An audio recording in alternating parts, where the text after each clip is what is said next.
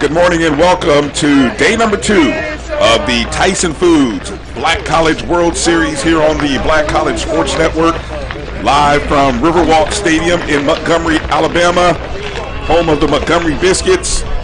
We have an afternoon, or actually a morning doubleheader, 4 games today, semifinals day in the NCAA and the NAIA division, and then we have 2 games to get out of the loser brackets and avoid elimination. Brian Fulford and A.D. Drew here to call game number 1 here between Albany State Golden Rams and the Miles College Golden Bears. I got to make sure I say all of those names right. And wait. There, Brian, and you know, every time you hear that song, Lift Every Voice and Sing, that should tell you that we are going to have HBCUs in the house. Beautiful rendition of Lift Every Voice and Sing right here to open up this game. And Brian, had an opportunity to talk to both these coaches today.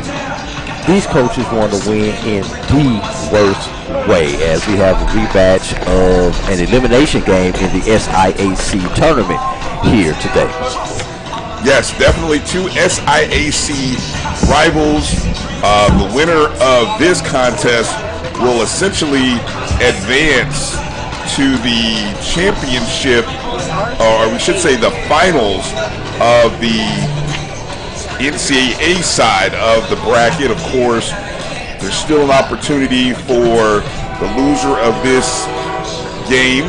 That loser of this game will play tomorrow morning against the winner of the afternoon contest between Kentucky State and Bluefield State out of the losers bracket. Again, this is a double elimination tournament, so the winner moves a little bit closer to the Black College World Series final game, which will be played on Saturday, May 14th here in Montgomery.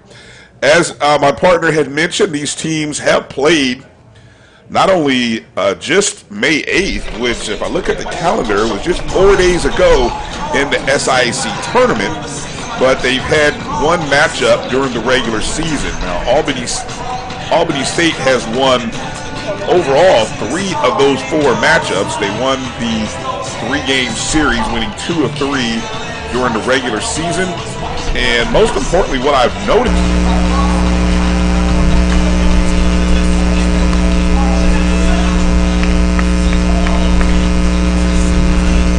2 of the 3 games in their opening series, which they hosted at their place against Miles, and then they put up 14 runs against Miles. Even in the loss, they scored 8 runs, gave up 17, but still pretty impressive to score 8. So that'll be interesting to see if we get production. Albany State showed their bats in game number 1 yesterday, scoring 12 runs against Kentucky State in game number 1 of the tournament. And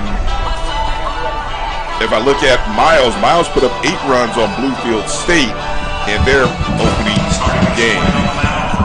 We've got the number 1 pitchers for both teams pitching today. For Albany State, that'll be none other than number 17, Jeremiah Riddell, on the bump for the Golden Rams with a record ERA of 3.09, 7 wins, 3 losses in 13 appearances and 12 starts. He's pitched 3 complete games, including 1 shutout over the course of 70 innings pitched with 58 strikeouts. So going through the rest of the lineup here that's out on the base pad for Albany State. Pierce Thomas is behind plate, catcher. Over on third base, you've got Malik Bell. The shortstop is Hill Corley. Second baseman, Latchland Ross. First base is Nicholas Hernandez. In the outfield, Jalen Brooks. Center field is Zane Ross. And right field, Chase Karn.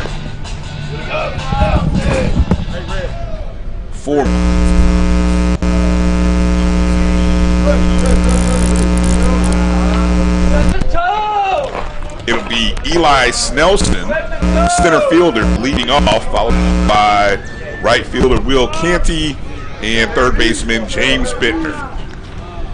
Here goes the first pitch by Riddell, and there's a bunt attempt there by Snelson.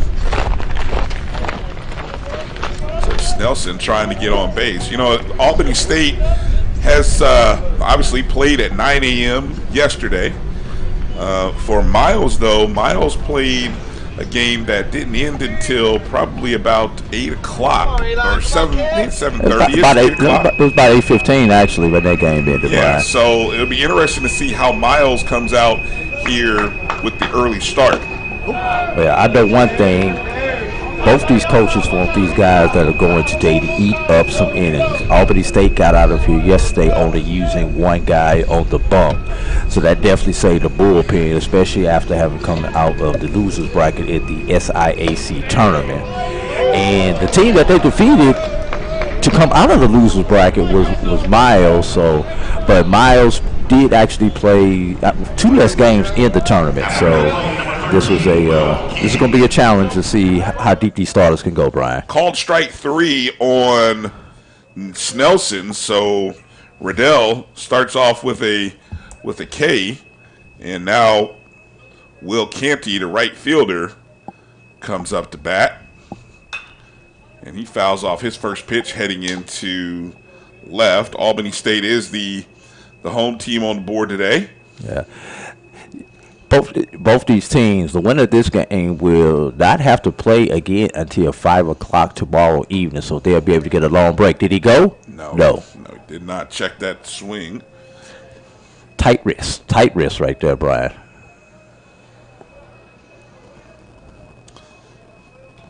One ball and 1 strike to Canty. Bit outside Ball 2. One other factor today is going to be the strike zone that the umpires established today. If there's a more liberal strike zone, these pitchers will have a good chance to eat up some innings. If he makes them put it in the shoe boxes as a ground ball up the middle for our first hit of the day there, Brian.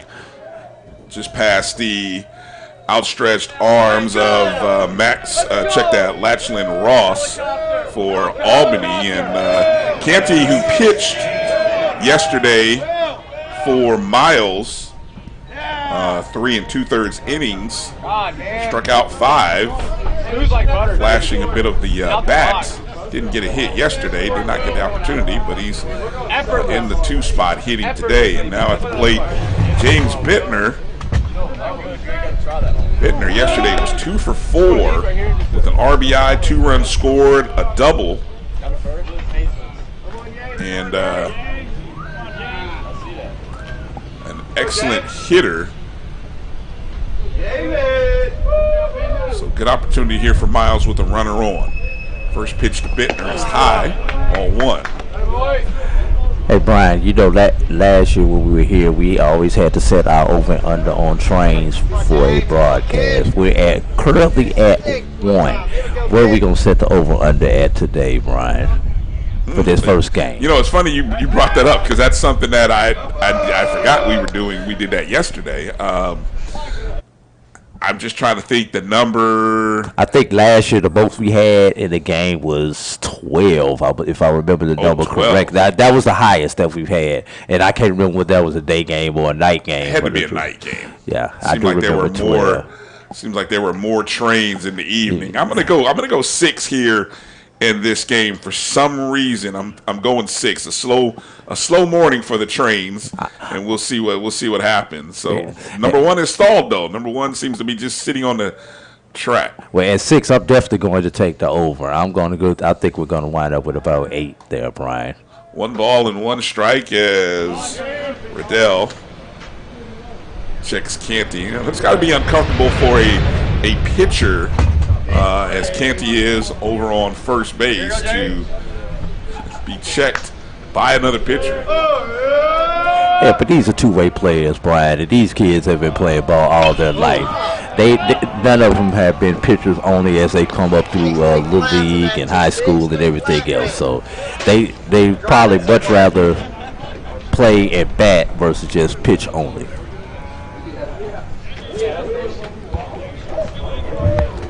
One ball and 2 strikes.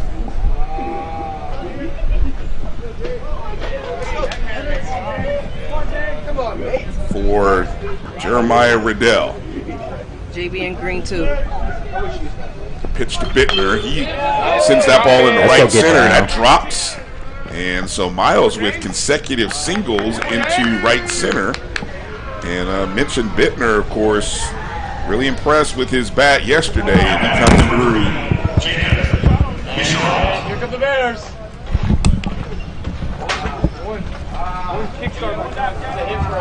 So with 2 runners aboard,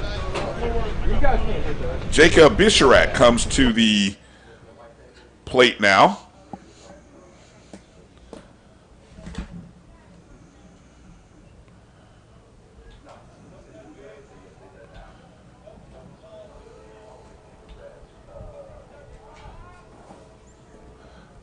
Bisharat sends it right over the pitcher's head into center field. Is that going to be enough to bring a run in? It is, and Miles is on the board, 1-0 on the RBI single by Bisharat, bringing home Will Canty. And so the 2, 3, 4 hitters for the Miles have come through with 3 consecutive singles, and the Golden Bears are out to a 1-0 lead.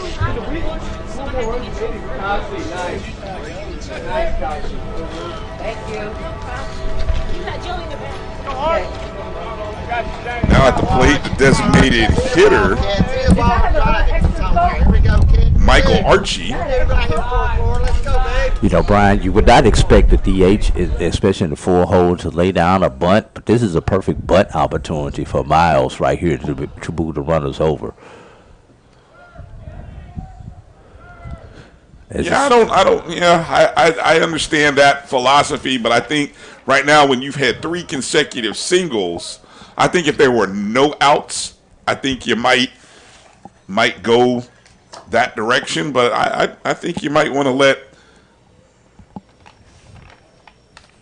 Archie swing away here, or at least take the good pitches that present themselves.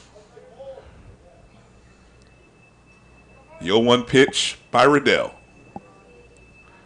And that's high over the batter's head. Ball didn't break the way he wanted it to, obviously. So now we have a 1 ball and 1 strike. Riddell got to collect himself.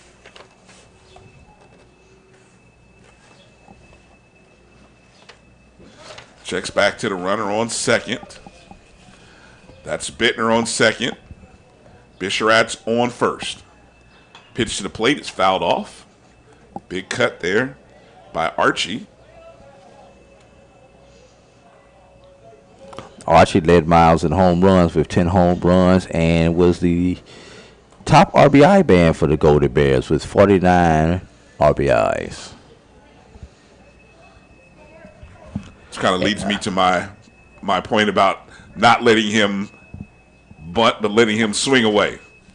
1 ball and 2 strikes. Oh, yeah, I don't think he's going to bunt with 2 strikes, so we could throw that one out. Save that analogy for later. Ooh, that was high and tight. So now 2-2 moves the count.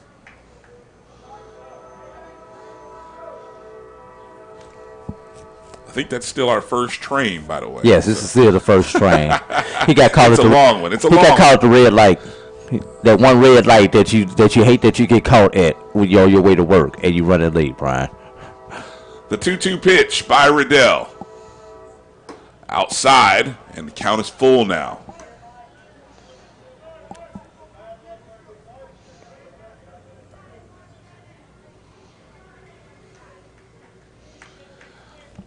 Now it's going to be interesting. Do the runners move on this with only 1 out, or do they just play it safe and let him put the ball in play? Oh, he put him on. Let's see what the call is there. No, was that a balk? Well, if it's no, that was a balk. That had to be a balk because he's over there talking. Coach Scott Hemmings is asking the umpire what happened, but he called a balk. Yeah, I was going to say, if it's a balk, why is in college you get there's a ball and a base. Well, no, but Archie's coming back to the plate though. Okay. So it must have just been a balk. Okay. Yes, it was a balk. All right. So now the runners are on second and third. It's opportunity for Archie here to bring home 2. Fly ball scores 1. Ball hits the grass. They're going to score 2. The full count pitch. That's going to bring in 1. That may bring them all in. High off the wall. Bounces back towards center field. And there's a double for Archie. 2-run score. And Miles is out to a 3-0 lead here on the double by Archie into left center. Unfortunately, that's about the 3rd or the 4th time this tournament, Brian, where I've seen batters hit the ball to the deepest part of the ballpark at the highest point on the wall. Because in most other parks, that's a home run, Brian. 4 consecutive hits now for Miles after an opening out by Snelson. Max Davenport comes to the plate.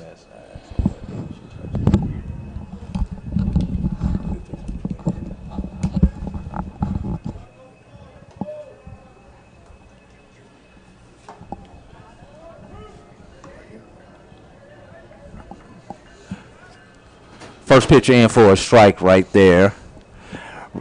It's got a runner on second base. Davenport looks to trade places with Archie out there. Riddell to the plate, and Davenport fouls it off. Davenport struck out twice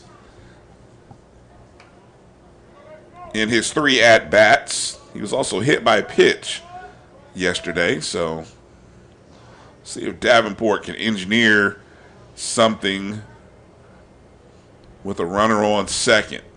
And only one out still. The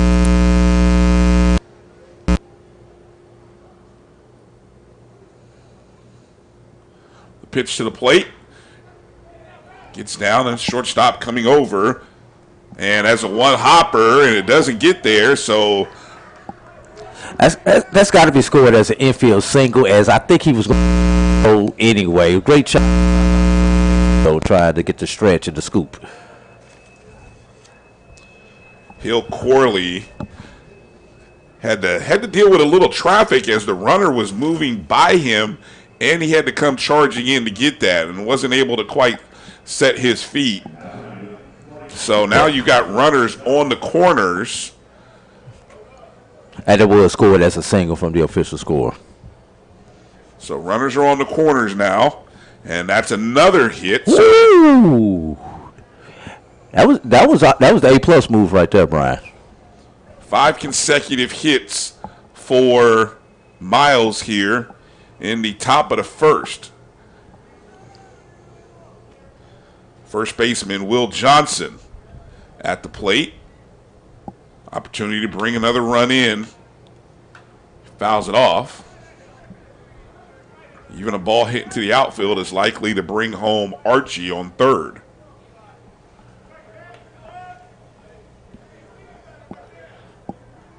Well, I did point out in the pregame, the one thing between these two teams, runs have been scored. Runs have been plenty. So no surprise what we're seeing here in the first. Riddell, that ball is an infield pop-up. Pitcher's going to have that one. And there's second out there. So we had some adventures on those kind of balls here yesterday, Brian. We did, especially in the day game. But today we've got it's a nice afternoon. It's cloudy. No real chance of rain that I see in the horizon. We don't say that. We don't say the R word during baseball, Brian. I'm sorry. But, wind is blowing from right to left. And definitely, I'm looking at the flags above the scoreboard in left.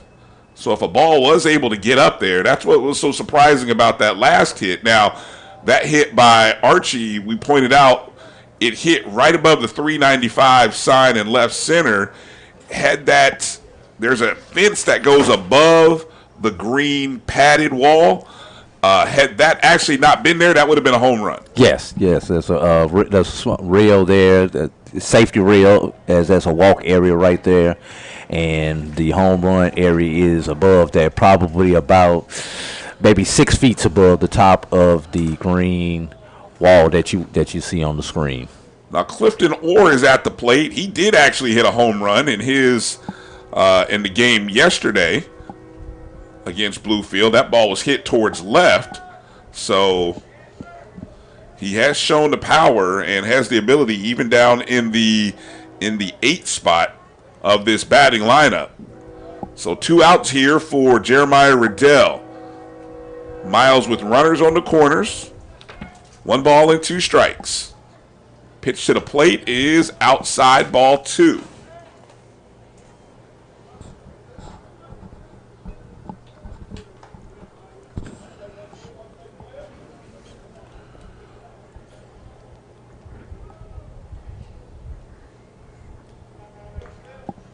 Deuce is wild.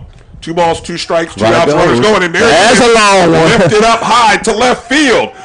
And is it fair? Gone. Is it That's fair? Gone. That hit the eat more foul sign, and a 3-run homer for Clifton Orr. I just said the kid can hit, and he hit one earlier, and he finishes up. And with the wind blowing out, there was not a matter of distance. It was a matter of left or right, whether it was going to be fair or whether it was going to be foul. And it stayed just far enough right. As Miles looks to get some vengeance for the knockout game that they were knocked out in the SIAC tournament. 6-0 lead here for Miles. Brian, not to cut you off, but we got one going in both directions now. You got the original one still going, and one going in up and coming back the other direction.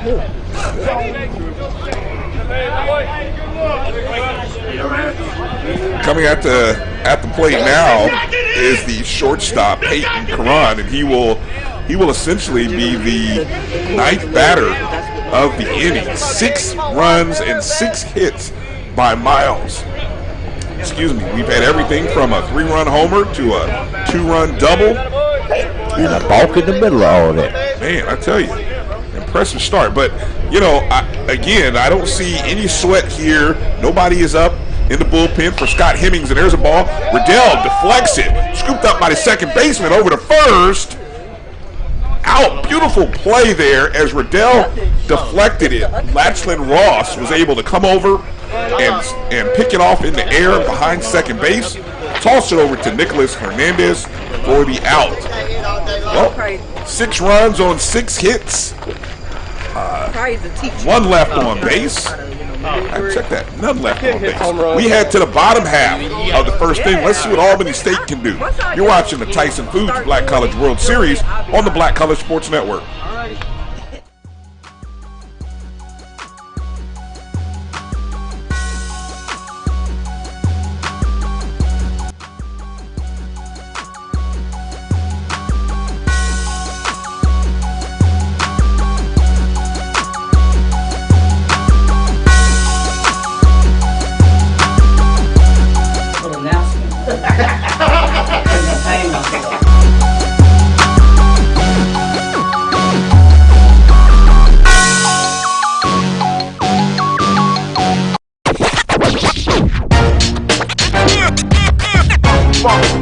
It's like a loop machine. All around town, people trying to get down. That's crazy. Bottom of the first inning now as Miles takes the field after having put up 6 runs on Albany State. And on the bump for Miles will be their ace, Cody Long. Cody, senior from Pleasant Grove, Alabama, on the season with a 6.50 ERA, but he has 9 wins and only 2 losses in 12 games started, a total of 14 appearances and 3 complete games. He's thrown 2 shutouts. Just have a feeling this is the kind of game where you'd be surprised if anybody's throwing a shutout today. Again, we talked about the number of runs that these 2 teams have played or have put up facing each other in the previous 4 meetings. Leading off Albany State, number 21, Lavoisier Fisher. So leading off for Albany State,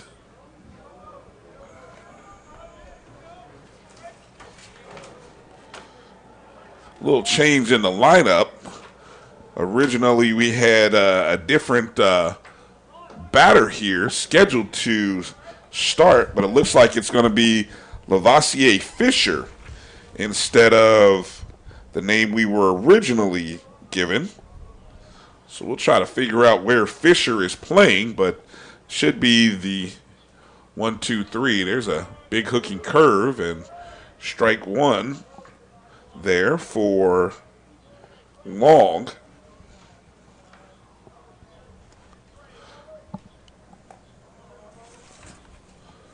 Following up behind,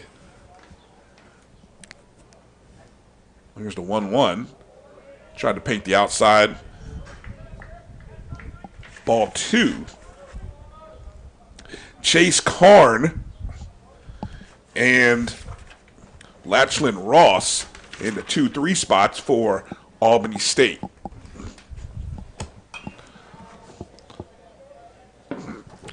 Foul ball by Fisher.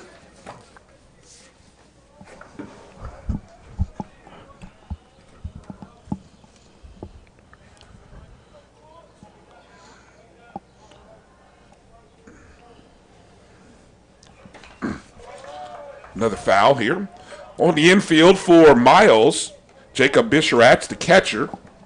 Over on third is James Bittner. Peyton Karen was the shortstop. Max Davenport on second. William Johnson at first. In the outfield is Clifton Orr. In left, Eli Snelson is in center, and Will Canty is in right. The 2-2 pitch. There's a big hooking curveball. Strike one, or strike out number one for Cody Long. What kind of curveball was it? A big hooking curve. Oh, hooking. Sound like you said a big cookie curve. I was gonna ask you to break that analogy down for me, but we're gonna let that one roll.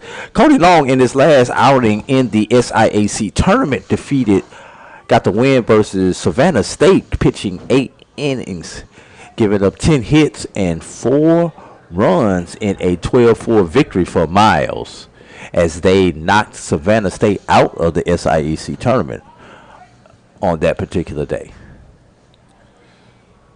Right fielder Chase Karn at the plate now. And he fouls the ball off down the first base into the bleachers.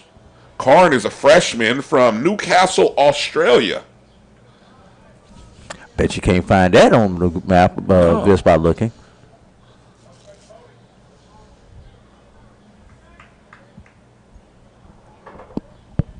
The 1-1 pitch called strike.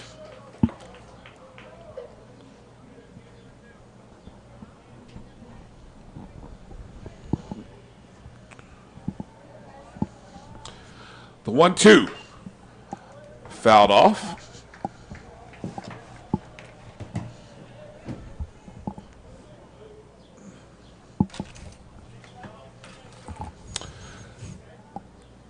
Karn.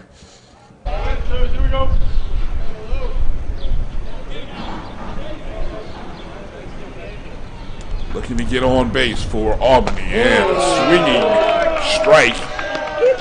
I think that was another curve there.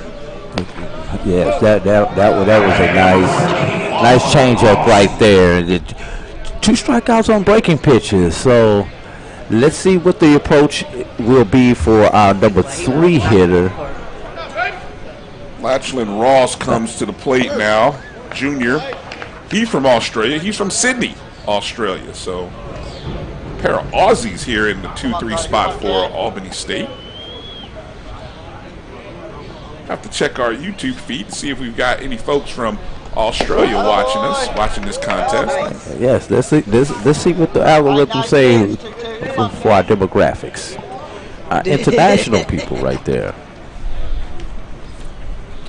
2 balls and no strikes. First time I've seen Long facing a 2-0, and here he is with that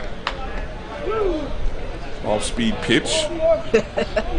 Try to catch a strike there.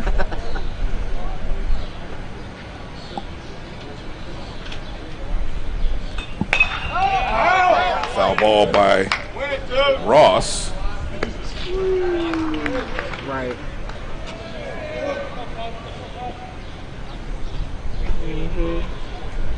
They probably just had to catch a signal. Let's go here, Cody Long. Come on, babe. 2 balls, 2 strikes, 2 outs here in the bottom half of the first. Pitch to the plate and slapped into right field, and there's a base hit for Ross. Good piece of hitting there, right between that first and second baseman. Beautifully placed ball, and Albany State has their first runner on the base pads.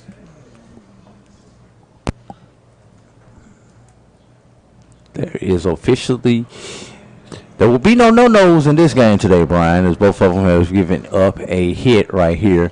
Now, let's see what Albany State can do with 2 outs as they try to create a 2-out rally. Don't expect a whole lot of action here on first base. I think they're just going to play it safe. And first baseman Nicholas Hernandez, a senior from Las Vegas, transferred from University of Texas. So, Brian and Drew, I was wondering how you guys are doing this morning. Could use some more coffee if you're taking orders. I figured that's why you had chimed in. There's a ball that's hit towards third base, and then Bittner's over to first. Beautiful play by the first baseman, William Johnson, to scoop that up. And so that inning will come to an end. No runs on one hit, no errors, one left on base. We head to the top of two. You're watching the Tyson Foods Black College World Series on the Black College Sports Network. For 200 years, Montgomery, Alabama has been making history by people who had the courage to stand up for change. Today, this riverfront city has been reborn, embracing the past and looking forward to the future. From the National Memorial for Peace and Justice to the stage of the Alabama Shakespeare Festival, this is where history was and is made. We are proud to call Montgomery home, and together, we can be the change. Mobile banking from Truist actually works for you.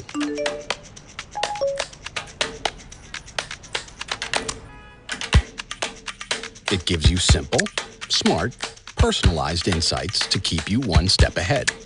Because we think that's the kind of control you deserve over your money. When you start with care, you get a different kind of bank. Truist. Download the mobile app now.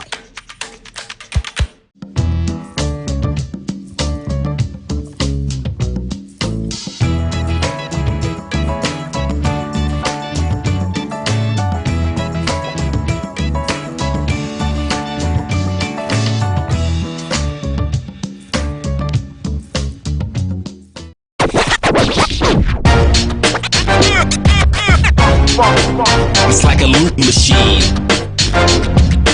All around town, we're trying to get down.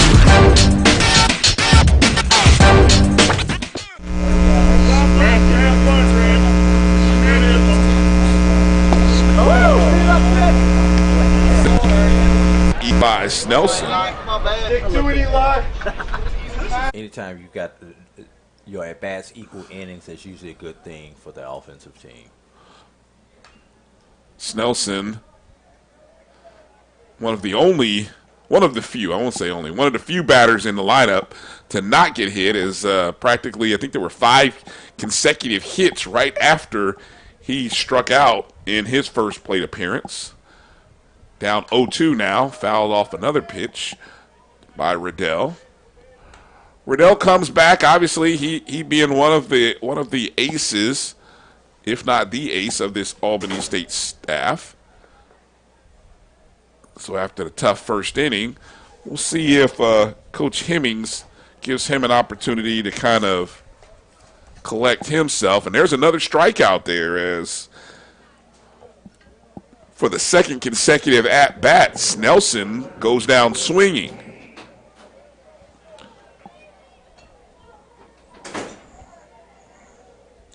Right fielder Will Canty comes up. He started the hit barrage of the first inning. We'll see how Riddell pitches him and see if he can keep the streak going for himself.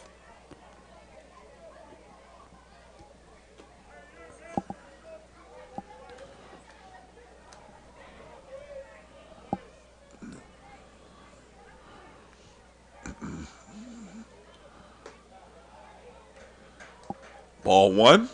As I look down into the crowd, looks like we've got some local youth from the Montgomery area here to check out the game.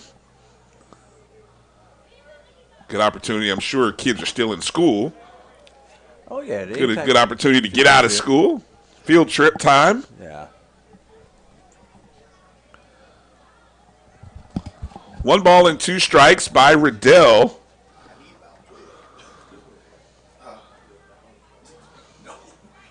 The 1-2 pitch. And reaching out to second, coming over is, and that is high. And so Ross is unable to cleanly get that ball over to Hernandez. So that will probably be an E4. And so Miles gets a runner on. So Canty on the base pad again, and now comes James Bittner.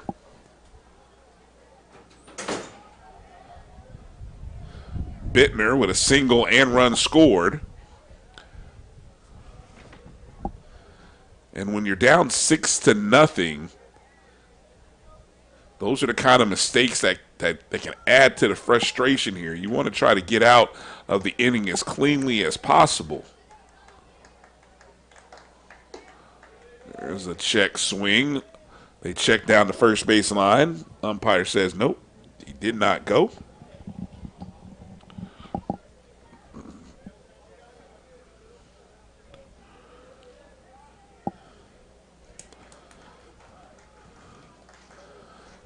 One ball and no strikes.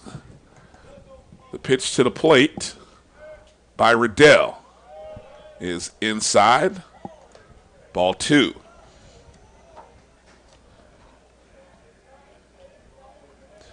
Bittner, a senior from Kennesaw, Georgia, went to Lawton State Community College before coming over to Miles. Ahead of Riddell, 2-0 now. And that pitch is outside.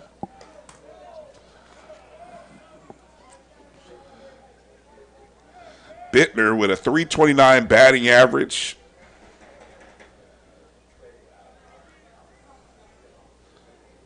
Leads the team in at-bats with 52 hits on the season, regular season, and he takes a walk. And so, once again, Michael Archie comes to the plate with 2 on. Well, no, check that. Excuse me. Archie was coming up to, he's on deck. Now is Jacob Bisharat. He comes up to the plate with 2 on. Bisharat, 1 for 1, drove in a run and scored.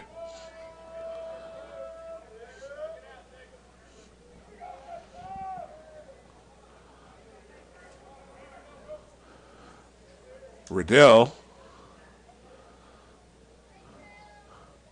There's a ball that's lifted high in the air, going towards left, to the wall, over the wall, gone. Did he hit the train, Brian? Did not hit the train, but that is a 3-run homer, and the lead is now 9-0 for Miles.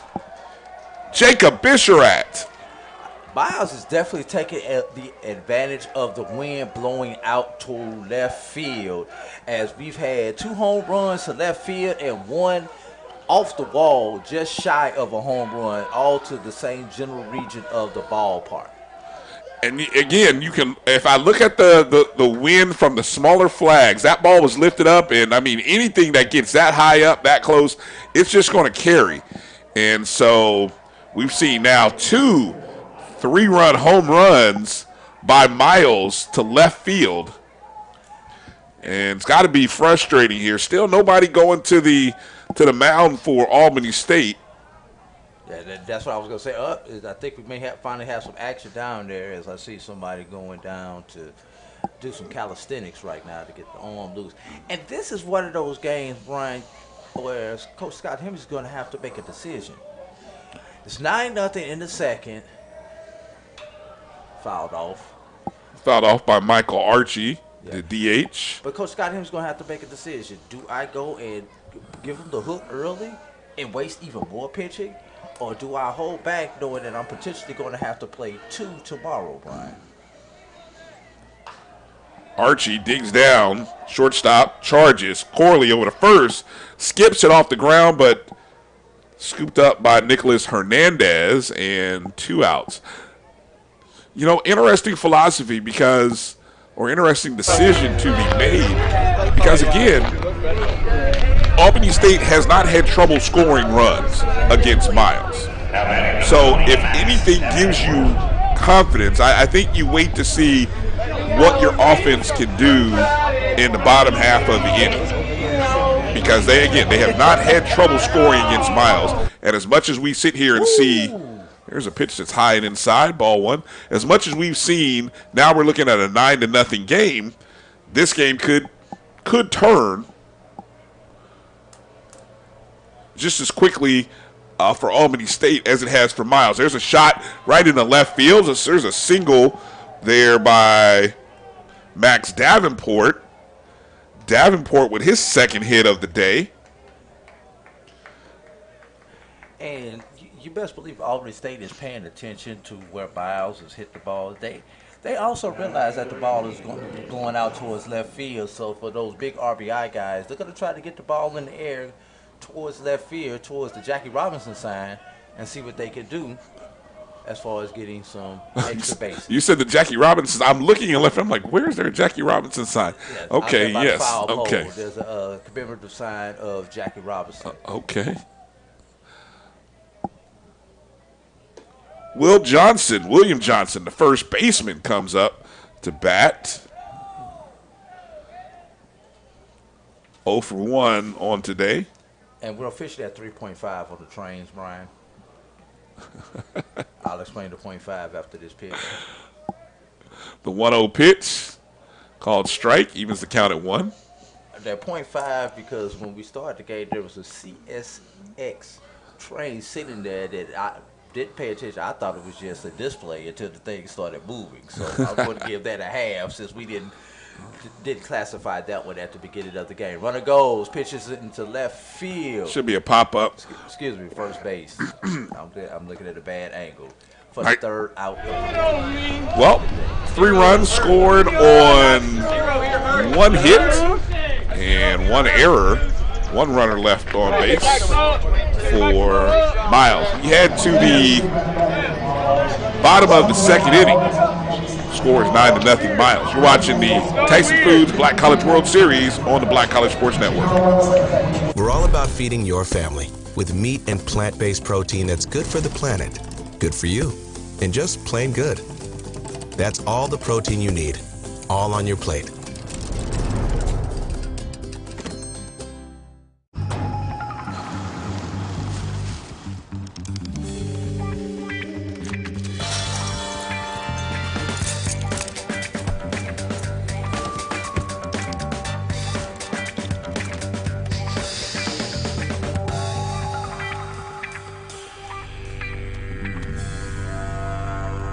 For 5-star backyards, Yellowwood brand pressure-treated pine. If it doesn't have this yellow tag, you don't want it. Meet Jessica Moore. Jessica was born to care. She always had your back. Like the time she spotted the neighbor kid, an approaching car, a puddle, and knew there was going to be a situation.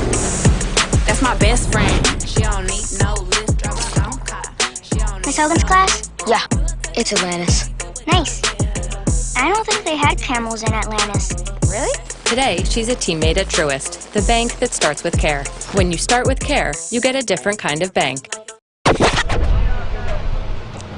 Tyler McConnell steps in the box for Albany State, DH. 5, 6, 7 hitters for Albany State. The Golden Rams find themselves down 9-0 here. Hoping that they can get their bats going, because it's been a rough top half of the last 2 innings for their defense. And McConnell right back up to middle and out. Umpire had to take a second to think about it as Max Davenport came over, scooped that up, and tossed it over to first. 1 away. Yeah, wasn't quite sure he was going to ring him up there, as that plate was closer in live person than it may have appeared to be on the screen there. Third baseman Malik Bell steps into the batter's box for Albany State. He takes the first pitch, called strike. Cody Long struck out 2 in the first inning.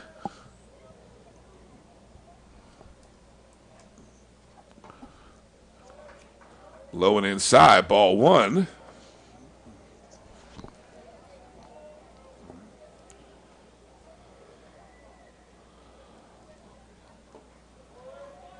Ball 2. Long has a team high 69 strikeouts on the season. And with off-speed pitches like that, we see why.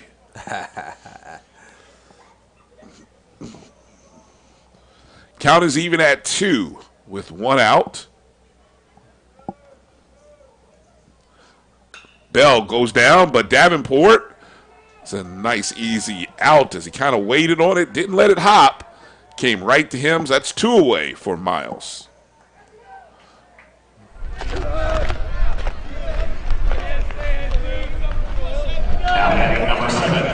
I mean, he got the best view, kind of. Hill Corley, the shortstop, He got to comes to the plate with 2 outs. He don't know where to go.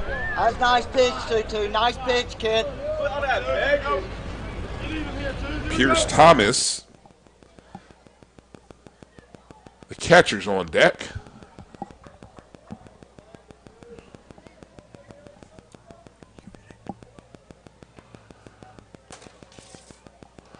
Two balls and no strikes.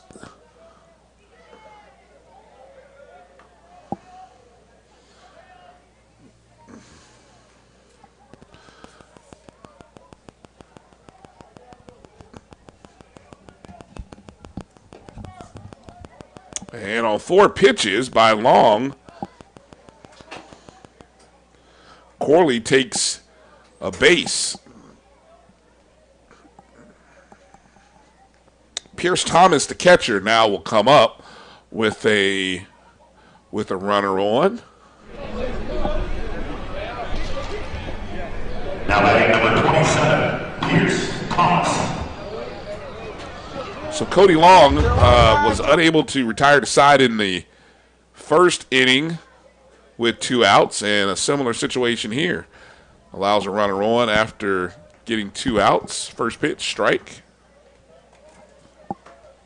But you know, when you got a 9-run lead, Brian, you don't have to worry about painting the corner and being so precise with your pitches. You just throw the ball and let your defense work for you.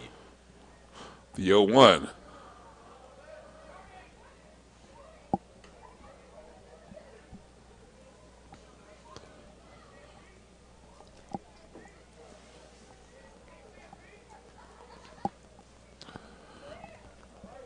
One ball and 1 strike for Long. Big breaking ball called strike. So now we have a 1-2 count with 2 outs. Cody Long looking to get out of this inning. Albany State with a runner on first. Pitch to the plate. Fouled off. Woo! Watch out, Mr. Producer. Right, Madam Producer. Hit our window right above our producer's box. Now, last year, that's what we were sitting at, Brian. Yeah, fortunately, it hit the top half of the window pane, and it's a pretty sturdy window because it did not crack. Probably on purpose they built those. Narrowly hit him. It did hit him, yeah. Got a little bit of jerks. Now, you know, I noticed that Corley didn't do much to get out of the way. Required to. I know you're not required to.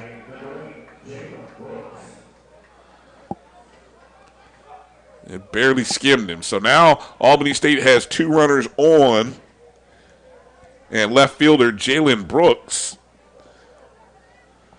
comes to the plate, and Bisharat's going to come talk to his guy for a second, his pitcher.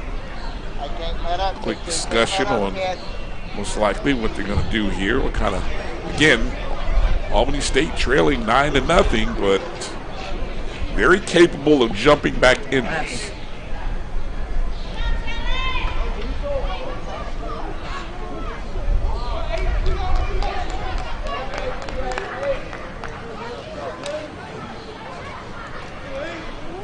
Play can go to any base on any ground ball hit in the infield. First pitch called strike.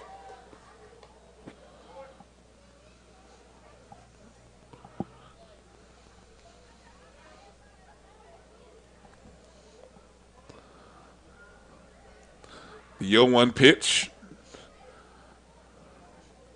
by Long. That ball is lifted up towards right field. Second baseman Davenport comes over to clean it up, and that is how the inning comes to an end. No runs, no hits, 2 runners left on base. We head to the top of 3 and the Tyson Foods Black College World Series right here on the Black College Sports Network. At Tyson, we know taste is local. Some like their beef pit smoked, their chicken spiced all the way up, or their pork sweet and saucy. Local flavors, global impact. That's what feeding the world is all about. We're opening the door to better financial services, better experiences, better partnerships, better technology, better communities, and a better future.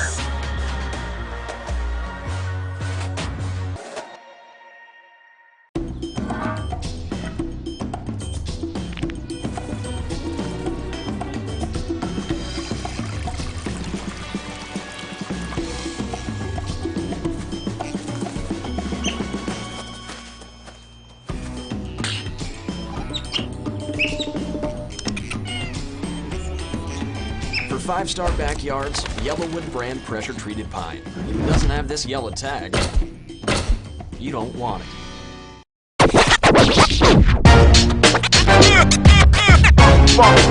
It's like a loot machine. All around town, people trying to get down. Leading off the top of the third inning for Miles, Clifton Orr. Orr hit a 3-run homer to left in the first inning. The 8, 9, and 1 batters are up for Miles. Inside ball 1, Jeremiah Riddell still on the mound for Albany State. There is some activity down there, though, in the Albany State bullpen, and I think this might be Riddell's last chance to kind of stay in this ball game and earn some innings. I think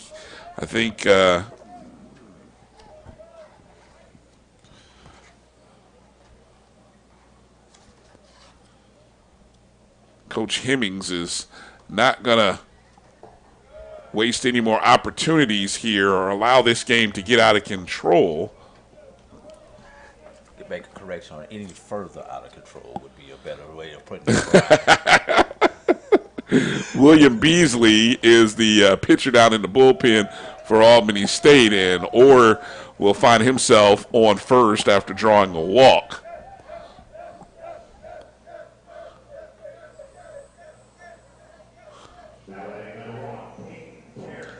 Peyton Karen, the shortstop, comes up.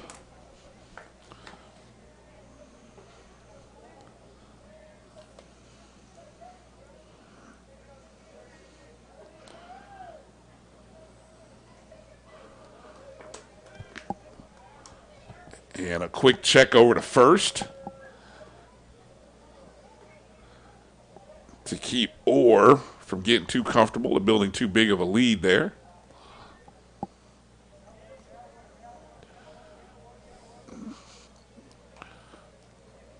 Bunt attempt by Karen, fouled off.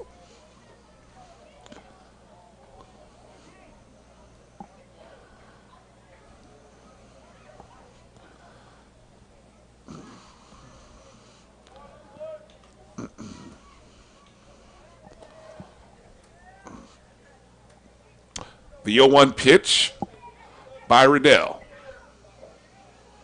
Another bunt attempt, and he pulled back on it. There's a strike. And the catcher kind of overthrows the pitcher there. Want to let you folks know, if you're watching us on YouTube, go ahead and jump in the chat there. Let us know who you're rooting for, who you're supporting, who you're watching. Always good to see family members and friends watching, and definitely international flavor. As I said, we got a couple of guys from Australia here in the lineup for Albany State. The 0-2 pitch, high, foul territory, going into the stands. Let's see if too far away from our of them are young I'd say elementary age students to want to run all the way down there. Yeah. Probably elementary. Those probably junior. There might be junior highs there, Brian. Yeah, we get a chance. We'll find out what school they're from. Give them a shout out. The 0-2 pitch by Riddell to the plate. Fouled off again by Karen. He stays alive. You know, Brian, you talk about those people on YouTube and Facebook watching this. Let us know if you got a ballpark Frank on the grill right now while you're watching this game also, Brian. Ballpark and Tyson Foods, one of our sponsors. Never too early for a good hot dog. Oh, those. That's what you get. There's a ball lifted towards center. Gathering in underneath that is Zane Ross. And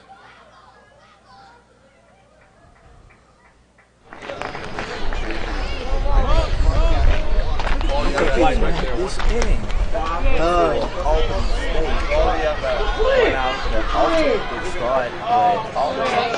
sorry.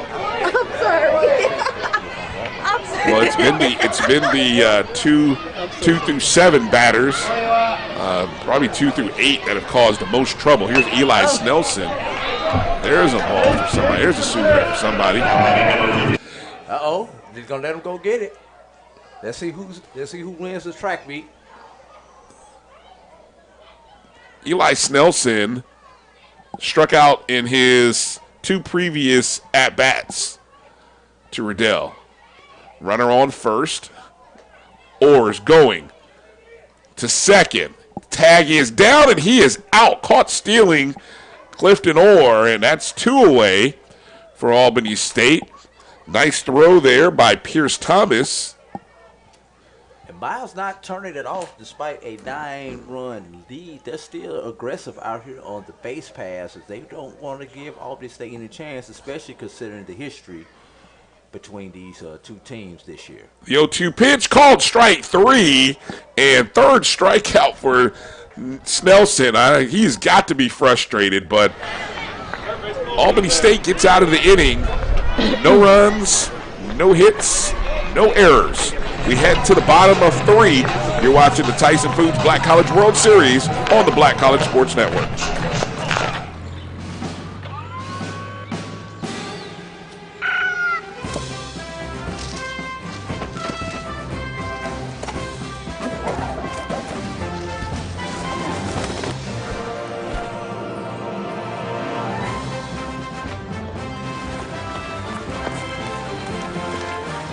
For 5-star backyards, Yellowwood brand pressure treated pine. If it doesn't have this yellow tag, you don't want it.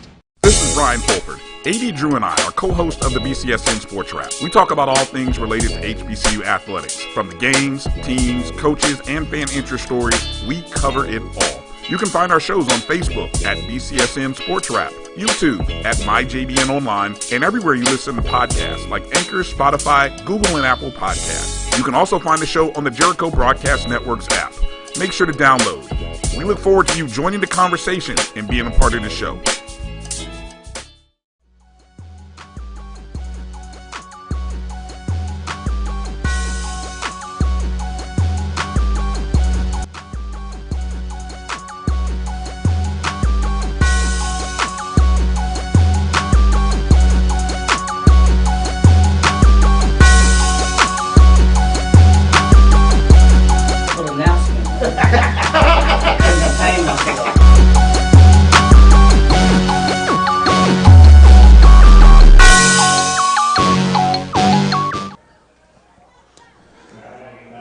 Lavoisier Fisher leading off the top of the 3rd inning for Albany State.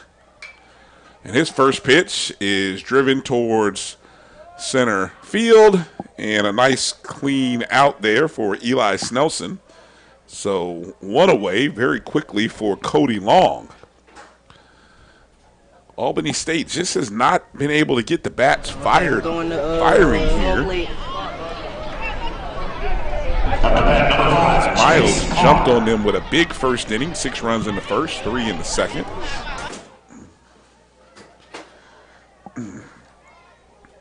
And here is the right fielder, Chase Karn.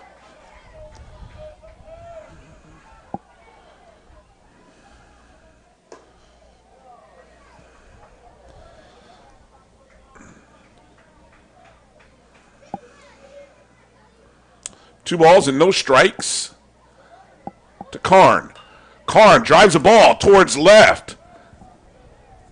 But Clifton Orr is going to grab that one on the warning track. Again, that seems to be the sweet spot. If you can get that ball up in the air going to left, it has a chance to go out. We've already seen that. Karn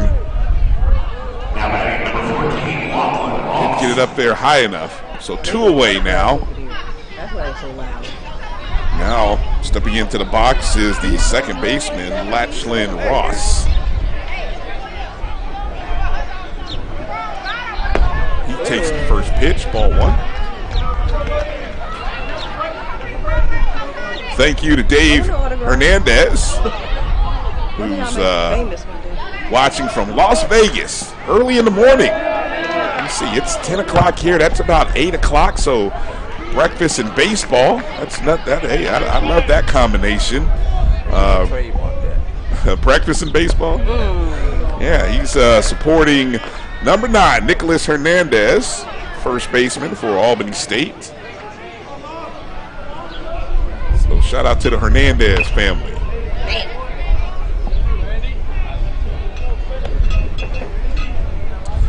Deuces are wild here. 2 balls, 2 strikes, 2 outs for Lachlin Ross. Kids for me.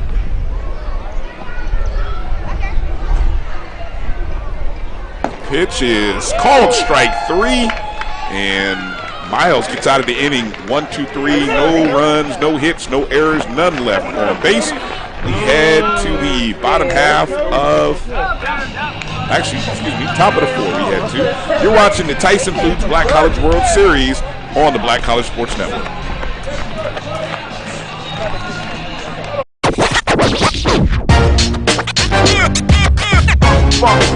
It's like a loot machine. All around town, people trying to get down. For 200 years, Montgomery, Alabama has been making history by people who had the courage to stand up for change. Today, this riverfront city has been reborn, embracing the past and looking forward to the future. From the National Memorial for Peace and Justice to the stage of the Alabama Shakespeare Festival, this is where history was and is made. We are proud to call Montgomery home, and together, we can be the change. Mobile banking from Truist actually works for you.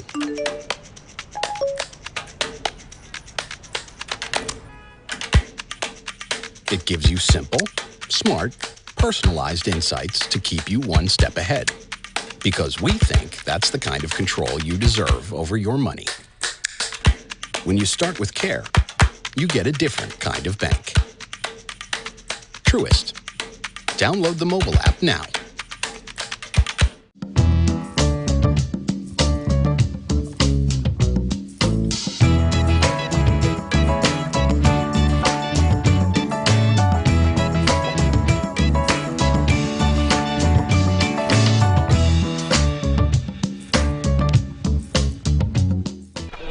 Thank y'all for coming.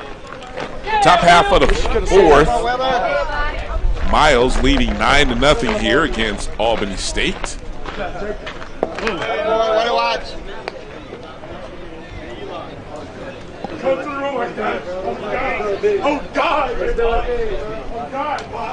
Jeremiah Riddell still on the bump for the Golden Rams. Settled in a little bit after that 3rd inning. You know, gave up no runs in that inning. So compared to the previous 2 innings, there's a bunt attempt there. Fields his position nicely. And 1 away there.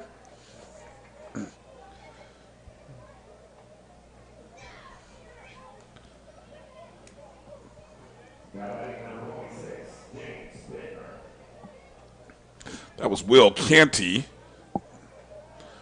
who dropped that bunt down, and now comes James Bittner.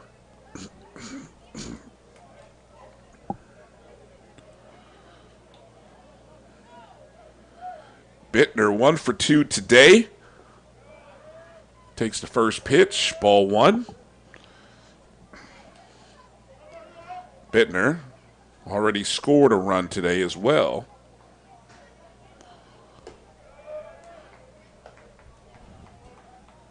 Ball 2 as that pitch is outside.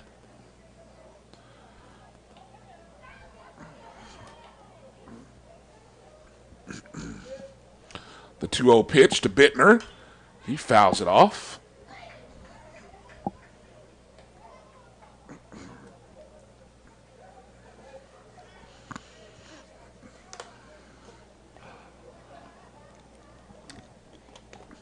Chance for Albany State to big cut there for Bittner. I thought there were 2 outs here. I almost said it was a chance for them to get out in order. But a chance to get a second out here in a row. 2 balls, 2 strikes to Bittner. Inside ball 3, Bittner. Very good hitter. Showing great patience, forcing a full count on Riddell. He fouls it off towards the hill, just outside the right field bullpen.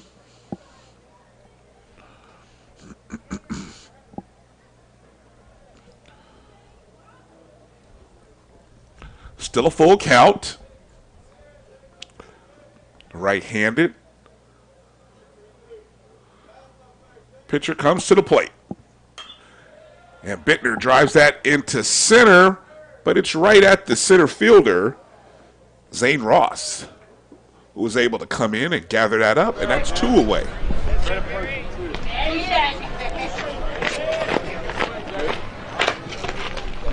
Catcher Jacob Bisharat, who hit a 3-run homer his last at-bat, comes to the plate. Bisharat with 4 RBIs already on the day, 2 for 2. See what he does here with his 3rd plate appearance against Riddell.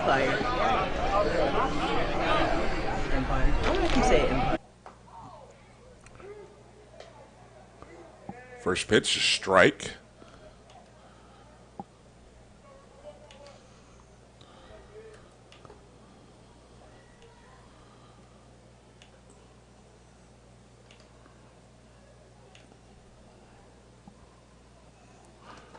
The 0-1 pitch is inside.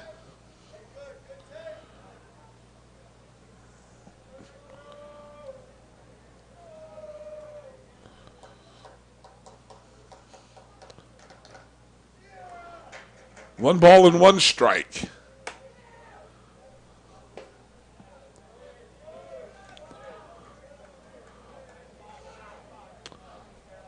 That pitch was low for ball 2.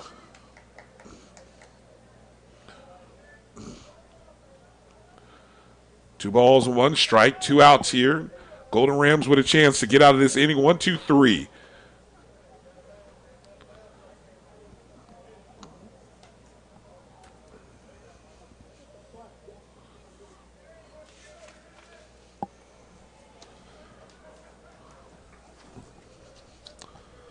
Deuce is wild now. 2 balls, 2 strikes. The senior from Pleasant Grove, Alabama, looking to keep the inning alive for Miles. And he drives that foul down the third base line.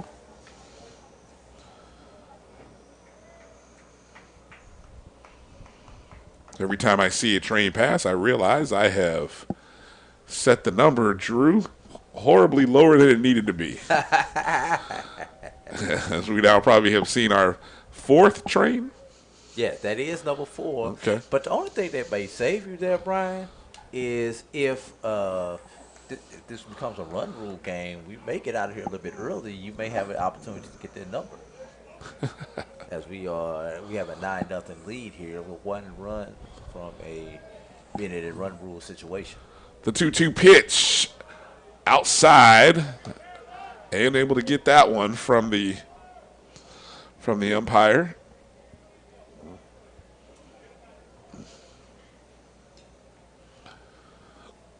Full count situation here. for Jeremiah Riddell. The 3-2 pitch is fouled off. Bisharat stays alive.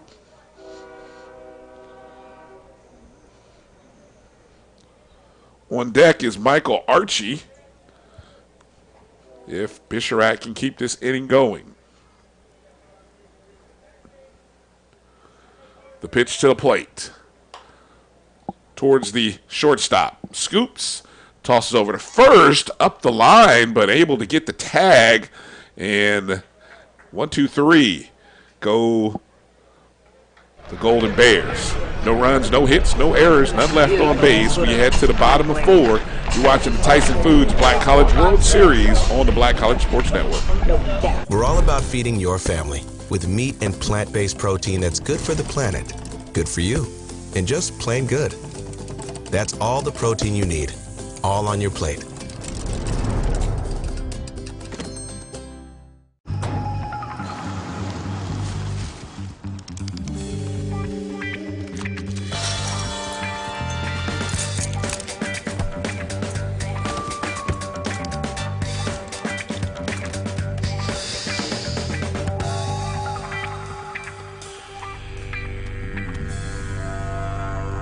For 5-star backyards, Yellowwood brand pressure-treated pine. If it doesn't have this yellow tag, you don't want it. Meet Jessica Moore. Jessica was born to care. She always had your back. Like the time she spotted the neighbor kid, an approaching car, a puddle, and knew there was going to be a situation.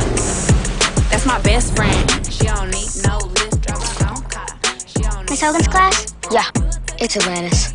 Nice. I don't think they had camels in Atlantis. Really? Today, she's a teammate at Truist, the bank that starts with care. When you start with care, you get a different kind of bank.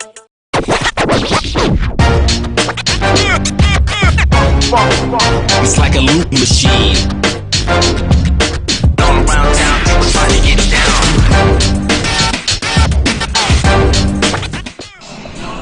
Okay. We head to the bottom of the 4th inning.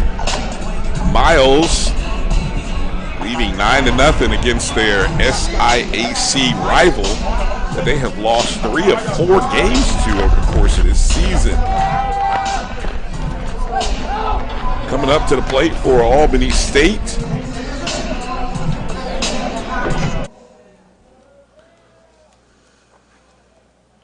Number 9, Nicholas Hernandez.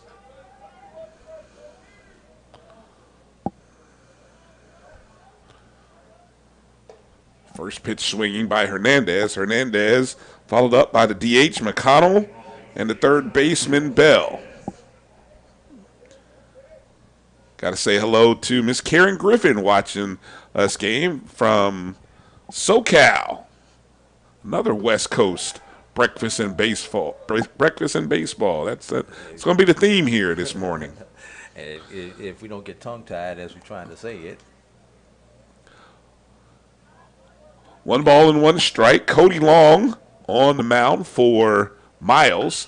There's a shot by Hernandez towards third base. Bittner stays in front of it, tosses over to first. I think he beat it. No, they say he's out. That was close. When in doubt, get it out. Thought the tie goes to the runner, though. I'm just saying, when in doubt, get it out. I'm just saying. Thought the tie went to the runner. No such luck for Hernandez. No such rule. Nice job by Bittner to get in front of that and keep it in front of him. And so with 1 away, here comes Tyler McConnell, the DH.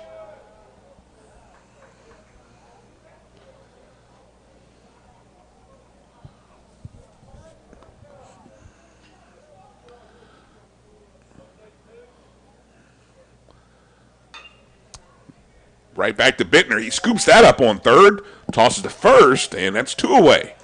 I think we may have to nickname that man Hoover over there on first base. I'm telling you, another nice job by Bittner. That's 2 consecutive plays on the hot corner. Kirby back I do.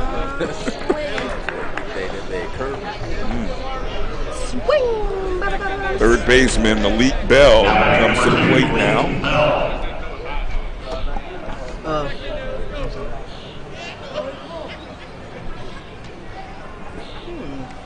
Off-speed pitch. Strike one.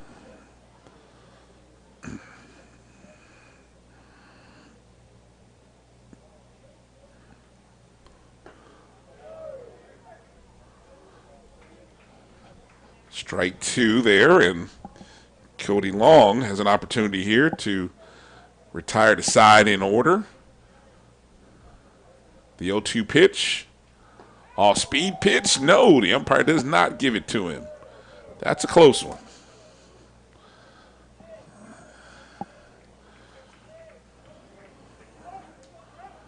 One ball and two strikes.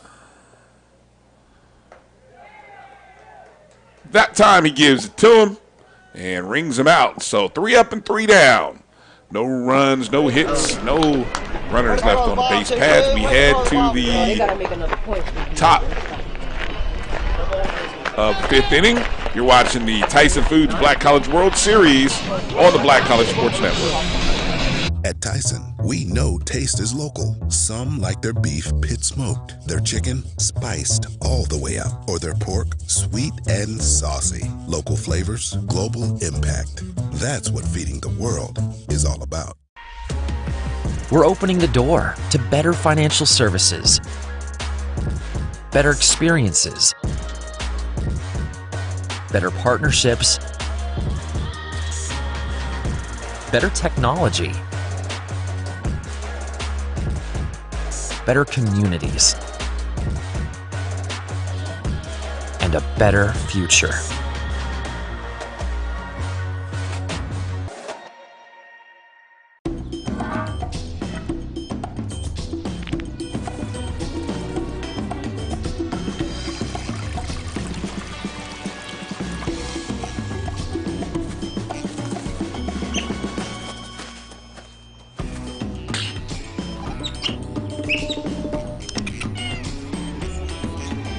Five-star backyards, Yellowwood brand pressure-treated pine. If it doesn't have this yellow tag, you don't want it.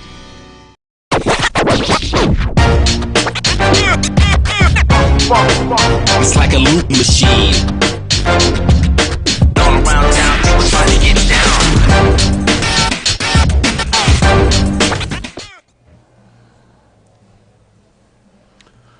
We head to the top of the 5th inning here.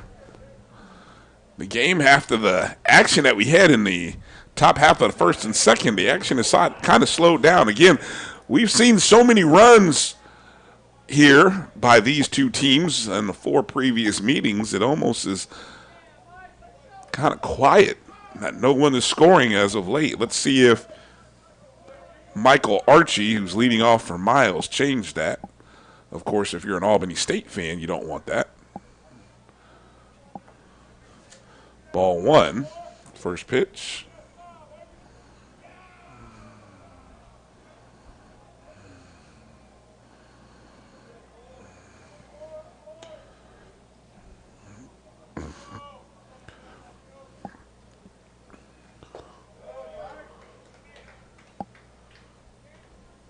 Ball 2. Jeremiah Riddell, still in the mound for Albany State, has settled down.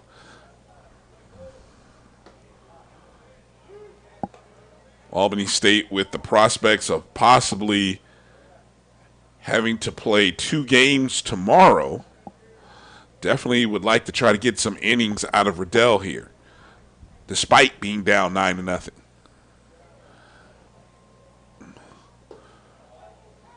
Big cut and a miss there by Archie.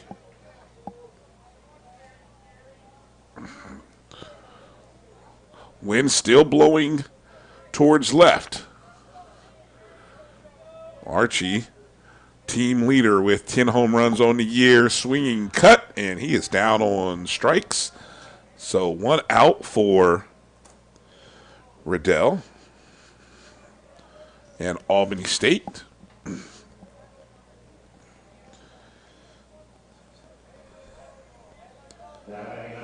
Max Davenport comes to the plate now. And he flashed the bunt. Davenport 2 for 2 today, having scored a run earlier in the contest.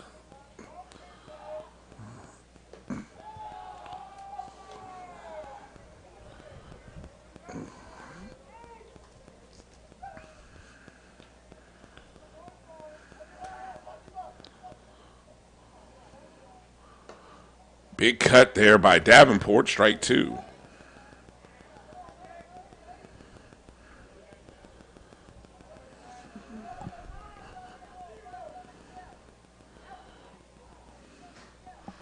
Two balls and 1 strikes.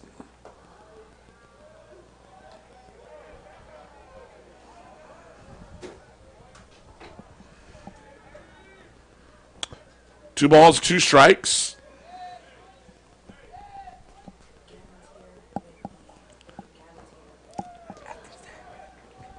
And another batter down swinging, so that's 2 consecutive strikeouts by Riddell here. First baseman William Johnson now comes to the plate.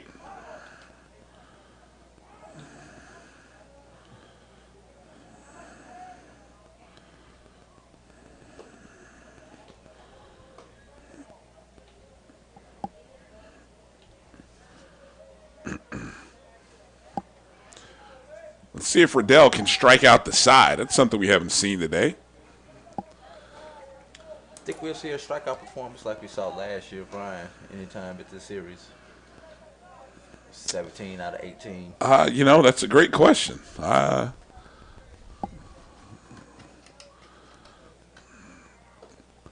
and inside.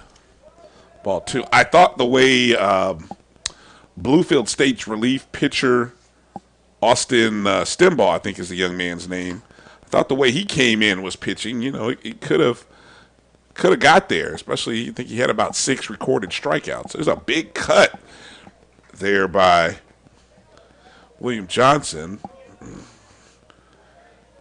Miles definitely not shy here with a 9-0 lead. Deuce is wild. 2 balls, 2 strikes, 2 outs. Let's see if Riddell can retire the side. And that ball hit towards third base. Bell comes over, scoops it, and tosses it over to first. And that's how that inning ends. No runs, no hits, no errors, none left on base. We head to the bottom half of the 5th inning. You're watching the Tyson Foods Black College World Series on the Black College Sports Network.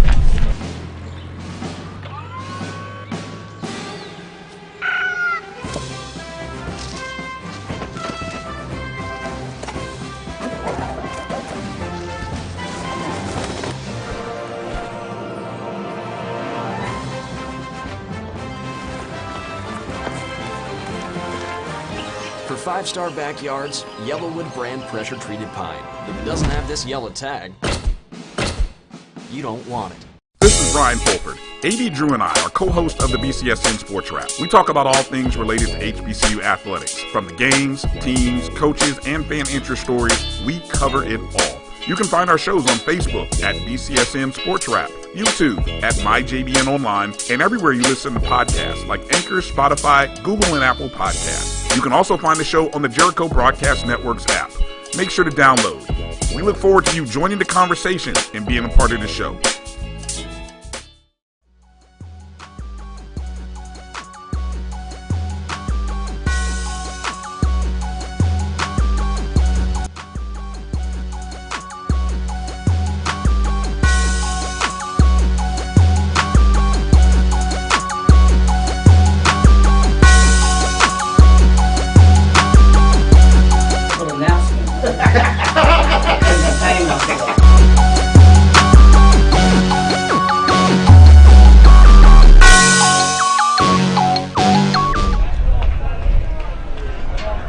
Back live to the bottom half of the 5th inning for Albany State. Checking in for Albany State here. Number 7, Hill Corley. I believe that's Hill Corley for Albany State It is. Joining me right now, Mr. Gavin King, the chair of the Montgomery Advisory Committee. Also, legal counsel, Beasley Allen, correct? Law firm? A lawyer at Beasley Allen. Trial lawyer at Beasley Allen. Okay. Pleasure to have you on, and thank you for everything you've done here to help make this event happen. Tell us a little bit about your background with baseball and how you came to be a part of this event. Yeah, well, first of all, really glad to be here. Enjoyed my work at the Black College World Series. Quite frankly, I kind of grew up in a baseball family. My brother played Black College baseball in Alabama. He was older than me, so I grew up around the park. And then I went to Mississippi State University, which is, I think, just one of the crowd jewels of college baseball. Yeah. And I fell in love with the game. And living here in Montgomery, we got pretty engaged. Alabama State baseball coach for us. Last year when the tournament was in town, I worked right next door to here at Beasley Allen. And my wife and I came and took in some of the tournament and spoke with the Biscuits about how we could help out. And that landed me in a much bigger role than I anticipated. Nice. Open your mouth, and sometimes good things happen, and sometimes you get right off what you were expecting to. One out in the bottom half here. Coming up to the plate is the catcher, Pierce Thomas. So your time playing at Mississippi State. What position I didn't play. Okay, you didn't play. Okay. I played in high school. I Okay. just sat in the outfield, ate too much food, and drank too much. I hear that's an experience. I've seen it on television. You've experienced it. Is it as wild as it looks on TV? Yeah, close to it. Now there's condos in left field at Beatty Noble Field. I think if you're a college baseball fan, it should be on your bucket list. I've talked to a few of the coaches here this week who said that going to Beatty Noble Field and sitting in the outfield is on their bucket list. Really? I think it's a phenomenal environment. I think the top 5 crowd in all of college baseball this year. Let's go. 3 more. All we could get was Howser Stadium over at Florida State when we were in school, Brian. Crowds there at Florida State, but having paid attention and talked to different people, I mean, the SEC seems to have they built a nice culture with their crowds. I mean, Tennessee, Vanderbilt now, of course, Mississippi State was kind of yeah. South Carolina also. The league is really tough. Oh, did he go? Yes, he did. The best Mississippi State's national champions last year. Right now, they're in danger of not even making the SEC championship. Wow. That league is really done well. So,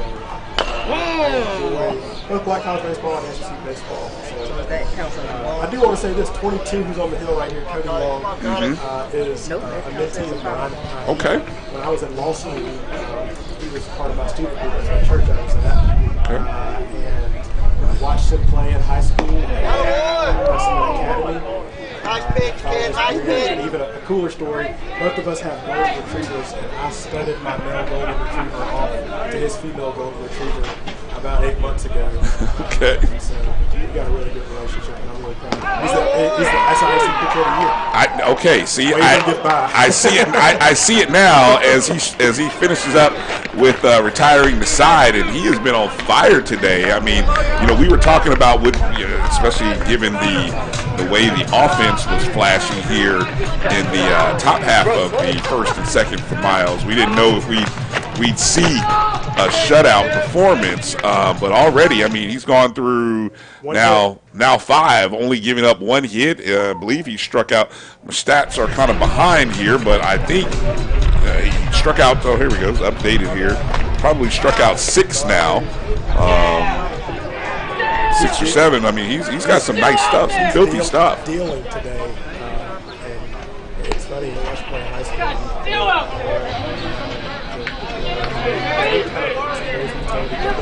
hits the ball well. Hey, everybody up, let's go! Everybody up, let's go! He's had a fun year. That's Miles is right next to his hometown, Pleasant Road. Yeah. So he's had an opportunity to play in front of his family. I'm excited. He's engaged.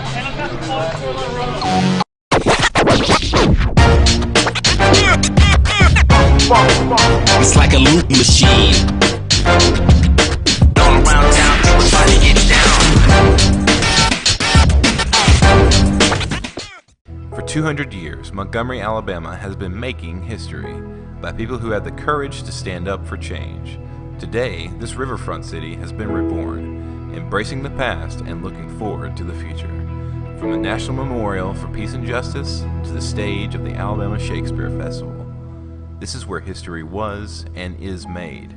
We are proud to call Montgomery home, and together, we can be the change. Mobile banking from Truist actually works for you.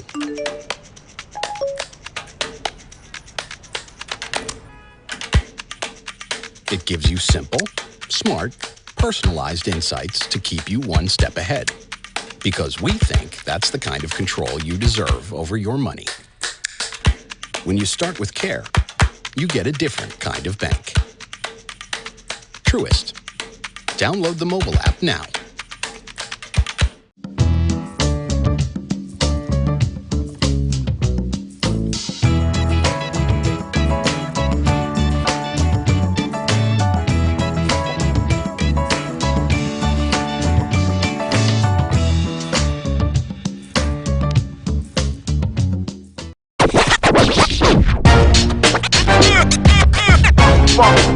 It's like a loop machine.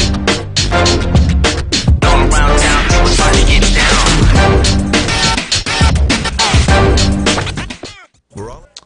Top of the sixth inning here at Riverwalk Stadium here.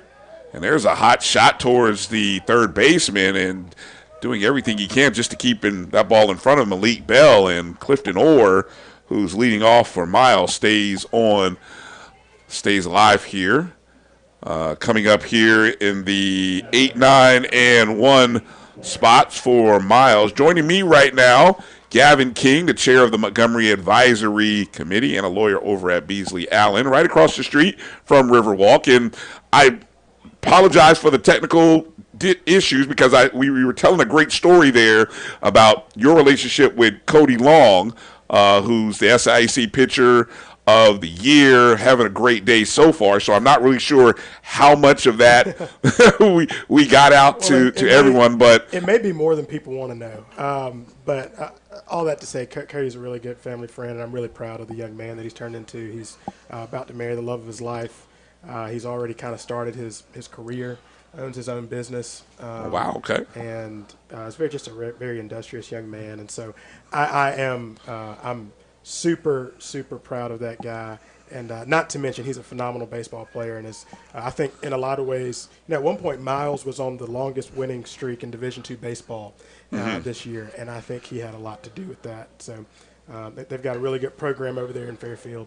Yeah, definitely. It's Bump moves the runner ahead. Bump by Peyton Karen moves Orr over to second. One of the things, obviously this is an SIC rivalry, and, Miles is really taking it to heart here, the fact that they've lost 3 out of 4 to Albany State.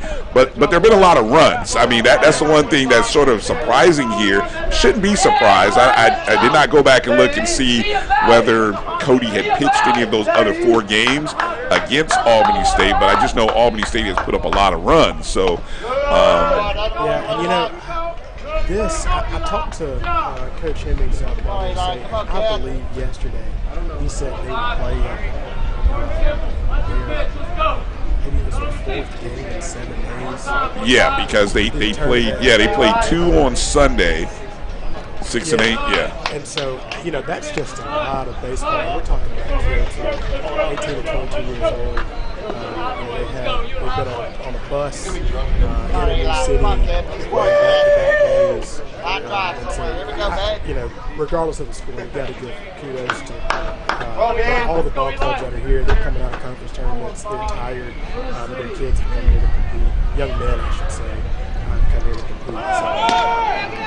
Or going, is he safe? No, yeah. I think there was a bit of a bobble there to Bell. It looks like they're trying to get that 10-run lead. Yeah, they definitely only want to play one game on Friday, I think it is. Get to that finals of the NCAA side of things. Infield coming in. Mm-hmm. Yeah, I follow SIAC baseball. My dad is a Morehouse man. Okay. We're going to see if this is going to be deep enough to get him in. I'm not sure that it is. Oh, that ball drops right in front of the left fielder. He lost it. It's funny. We were talking earlier. I don't know how much of the games you saw yesterday, but the high pop-ups were. People lost him. I was in right field yesterday during the Kentucky State game. Yeah. And I watched a pop-up, and I looked up. Mm-hmm. And I just started bailing towards that flagpole because I couldn't find the ball. Yeah. And sure enough, neither could the right fielder or the second baseman. It dropped right in between them. And so I've got some sympathy for those guys. I've got on some good polarized sunglasses, but I couldn't find that ball yesterday. So when the sun gets up high here in the morning, that's a tough play to make. Yeah, that happened a couple of times in the – which game was that I called yesterday? The Florida Memorial Talladega game that actually – I mean, there were a couple of instances where had Talladega managed to catch the ball, it was in foul territory, so had they caught it, they would have got out of the inning. Well, one of those two times that they did not catch it, the next pitch turned out to be a 2 or 3 run homer, which ended up, you lose by 1, and you have that kind of play, and you think back, man, if we had just got that out, who knows what might have happened here at the end of the game. And I'll tell you, when I was talking to some of those Talladega players after the game at their meal, I looked at them. I know they had the tying run on third with maybe one out in the ninth inning. Yeah. And I said, tough game. And they looked at me and just kind of shrugged their shoulders and said, that's baseball. We'll be back tomorrow. And I think that's very true. Baseball's a funny game. Mm-hmm. You can beat somebody 3 out of 4 and then show up and play them later and be down 10 runs in the 6th. So, that's the thing I love and I hate about baseball. Exactly. It's a quirky game, and it doesn't always fall your way, but that's why we got double elimination bracket. We want to give kids an opportunity to bounce back. It's a ball that's hit. There's another job by Bell to knock that one down, and he manages to keep Snelson from rounding third and going home. So now Miles with runners on the corners.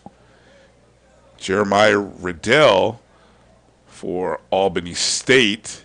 In a bit of a tough spot. We'll see if he can finish this. There's 2 outs here in this inning, so it'll be interesting to see can he finish this off without giving up a run. There is a pitcher in the bullpen for Albany State. Tell you what, if you're Cody Long, a 10-run spot's a great way to have to go back on the hill.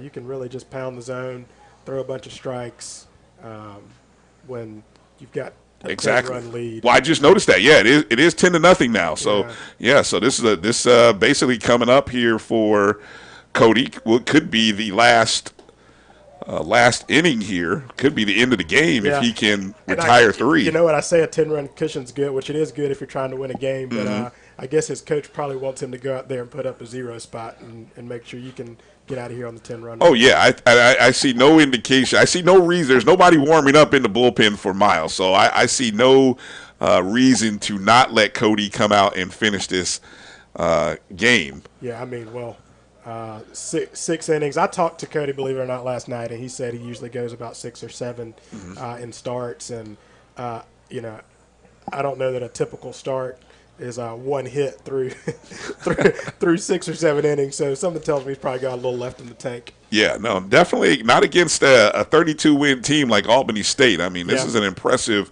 performance. Even against a good program, too. I think we should say that. Albany State, in many ways, has been the class of SIAC baseball. Hey, I'm going to get out of here. Thank you so much for letting me hop on the air on behalf of the advisory committee and my law firm, Beasley Allen. We're glad the Black College World Series is in Montgomery. We appreciate you and everything you've done, and enjoy the rest of today and this series. We appreciate it. Thank you much. All right. Gavin King, ladies and gentlemen, chair of the Montgomery Advisory Committee, and over at Beasley Allen. We're going to step away. You're watching the Tyson Foods Black College World Series on the Black College Sports Network. We're all about feeding your family with meat and plant-based protein that's good for the planet, good for you, and just plain good. That's all the protein you need, all on your plate.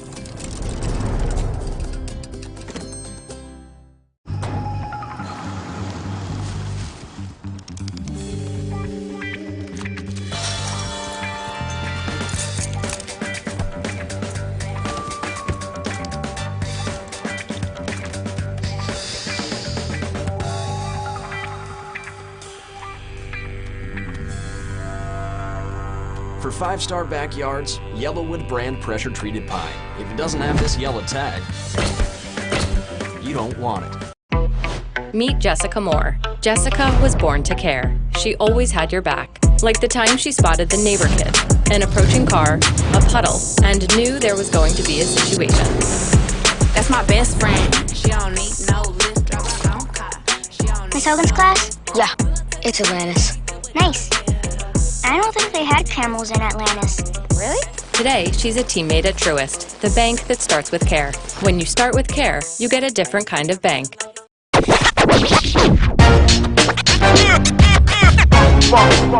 like a loop machine. All around town, people trying to get down.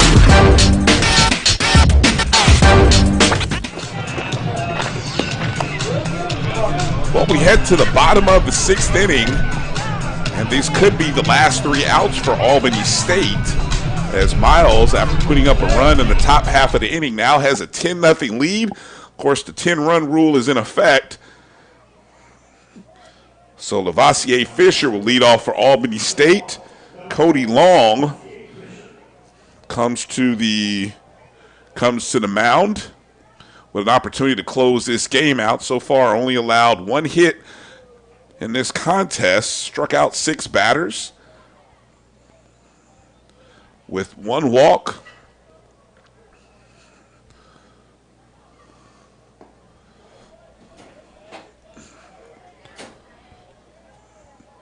Fisher 0 for 2 today.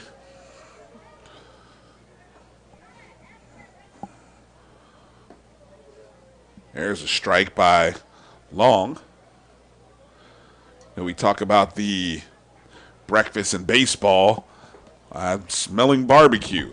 So with the wind blowing, it's picking up from some direction. I wonder if that's coming from Dreamland, which is about a half block from the stadium here in Montgomery, Alabama.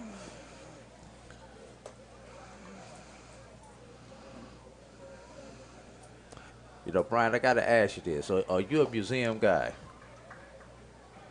A little bit, yeah. Okay. I know we didn't get time last year to visit any. You think you're going to have time to catch maybe one before you get out of here this year, Brian? I hope so. Yeah. 3-2 count to Fisher. That ball heading towards second. Right over to first. The easy play for Davenport to Johnson. Albany State down to 2 outs. Yeah, hopefully I get a chance. I mean, I was thinking about that this morning. Obviously, yesterday was such a whirlwind coming in from out of town in the morning and then coming in to do this, the game and a half or 2 games I did yesterday, and then having to do a show in the night, and just a busy day. And so I think the museum that's across the street is the one that used to be down there last year. Well, it was lit up last night. That museum that's across the street is I believe that's the Legacy Museum. The Legacy Museum. You can kind of see that from where I was set up yesterday. So hopefully, yeah, I get an opportunity to get over to the museums. Especially with Saturday morning off. Oh, yeah. Championship game's not until 5 o'clock Saturday. I want to say hello to Jeremiah Clark watching us on YouTube. This SIC matchup between Albany State, a.k.a. ASU, and Miles College. Miles 2 outs away from advancing to the finals of the NCAA bracket. There's a ball that goes foul. It's kind of check that, Brian. It's 6th inning, not 7th. Still got to go one more inning. Oh, so it's 7 runs after 7. 10 after 7. I thought it was okay. Yes. So, and everybody's got to forgive us. We do baseball and softball. We go back and forth. Sometimes we forget which sport we're calling. And there's going to be a single into left field.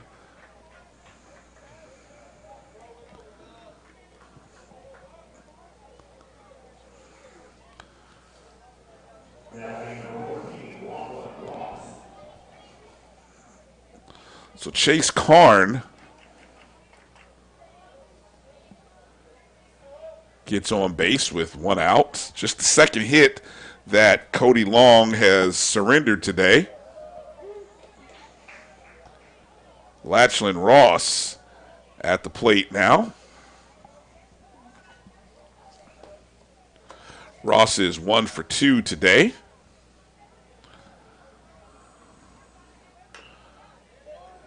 Could be 2. Over to second, over to first, and no. Ross is going to be safe, but a good effort there from Bittner as he tried to get that over to second. They did get the force out at second, though, and that puts 2 away.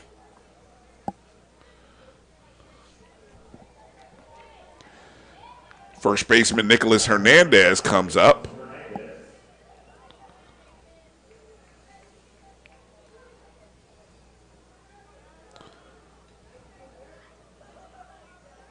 One runner on first. He takes ball 1.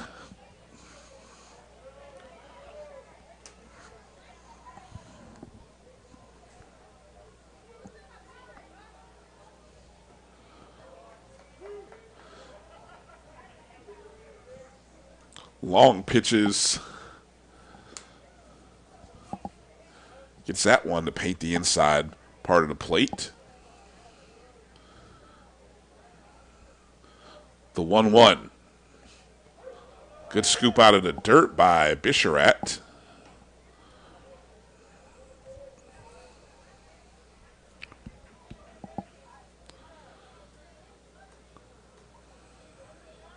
You know, one of the things I didn't get a chance to ask Mr. King about Cody Long was, you know, he mentioned some things that Cody has started a business. He's looking forward to getting married soon. I'm curious if he has any desire or plans or intentions of playing professional.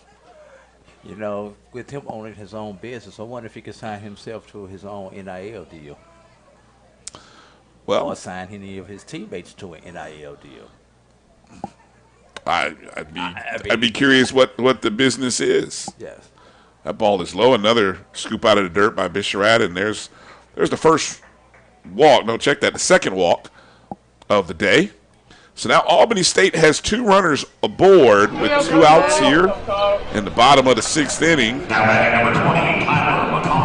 DH Tyler McConnell now comes to the plate. So Hernandez is on first. Ross is on second. Albany State looking for their first run of the contest.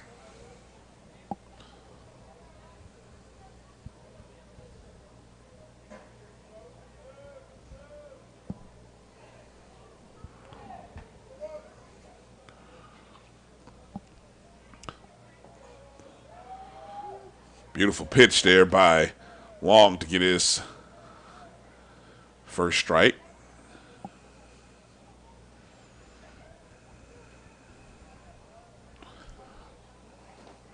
The 1-1, trying to paint the outside part of the plate. Ball 2.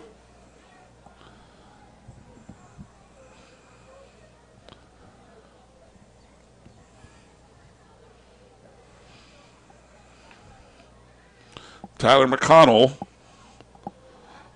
with 2 runners on. He fouls that off.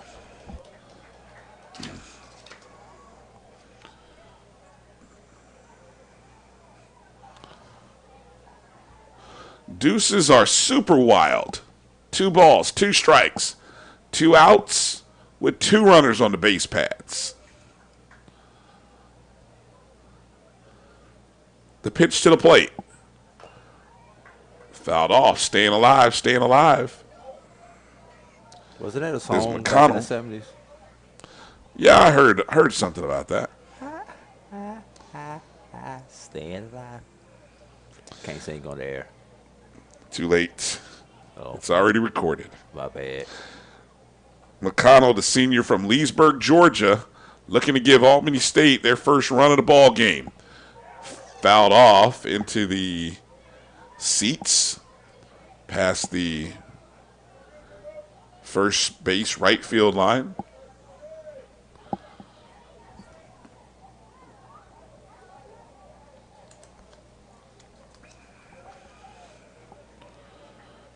McConnell, a .353 hitter on the season. The pitch to the plate by Long. And that ball is hit and just past the outstretched arms of Davenport, and they hold the runner at third. So now the bases are loaded. But the one thing you need to start a rallying is baseline. There's that old unwritten rule: you don't want to run into the third out of the inning. So not a bad idea for Albany State to hold the runner. I would love a list of the unwritten rules. I don't know. I feel like that would probably be against the that would be against the code maybe if I had actually written down the unwritten rules. Yeah, and Malik Bell has 28 RBIs. Had 28 RBIs in the regular season, so he is someone who can handle the stick with confidence. That's also something else that goes into that decision right there, knowing who your next man up. And he has had a 406 average during the season. That ball hit towards shortstop. Oh, he bobbled it, and a run's going to score on the bobble by Peyton Karen. So Miles had a chance to get out of the inning, but Karen was unable to gather it out of his glove. And so the runners stay alive, and first run of the ball game for Albany State.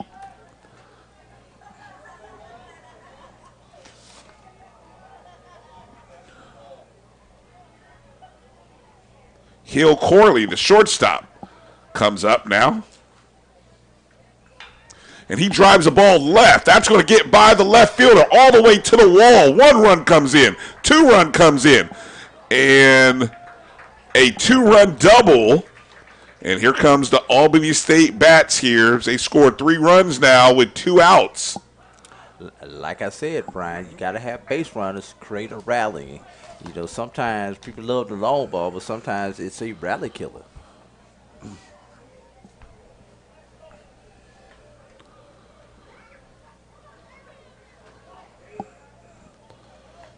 Ten to 3 is our score. You knew it was I just had a feeling it was a matter of time before Albany State would score some runs. Well, if you get the third out right there, we're not even having this discussion right now, Brian. Sure. And we'll possibly look at it getting out of here early. Now Albany State makes a run, and there's another drive up to the. They've cut it in half, and it's all been after the 2-out error, Brian.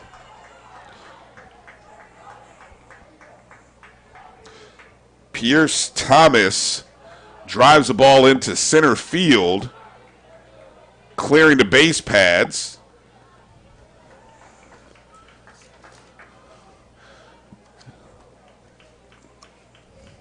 And Coach Ty Roberts comes out to try to settle down his ace.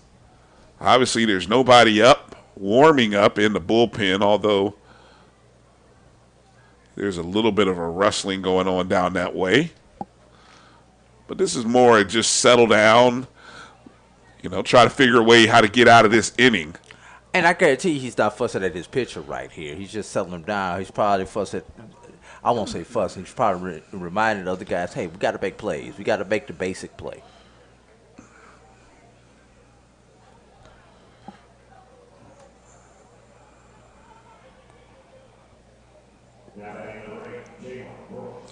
So Jalen Brooks, the number 9 hitter in the lineup, The left fielder comes up now.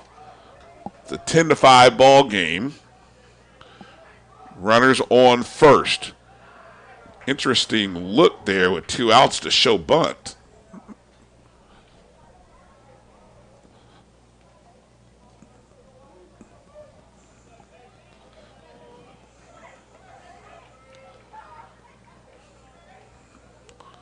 He shows bunt again. Drops it down in front of Long. Can he beat out the throw? Oh, yes. Wait a minute. Did he hit him though? Now here's the question. He called him out. He was inside the runner's lane. Tough call, but that's one of those calls you learn in Little League that you let the run inside, make the home plate umpire make the call, and the home plate umpire did it. 5 runs on 4 hits, 1 error, 1 left on base. And we head to the top of the 7th inning. You're watching the Tyson Foods Black College World Series on the Black College Sports Network. At Tyson, we know taste is local. Some like their beef pit smoked, their chicken spiced all the way up, or their pork sweet and saucy. Local flavors, global impact. That's what feeding the world is all about. We're opening the door to better financial services, better experiences, better partnerships, better technology, better communities, and a better future.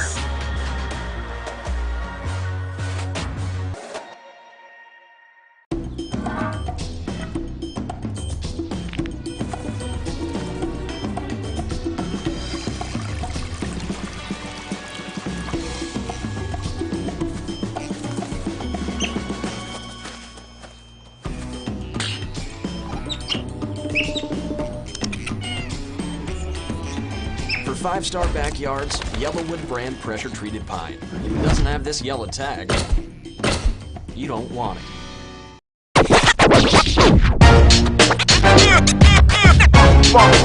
It's like a loot machine. All around town, people trying to get down.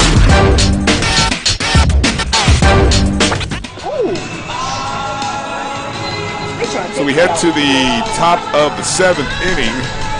10-run rule off the books here, as it's now a 10-5 ball game.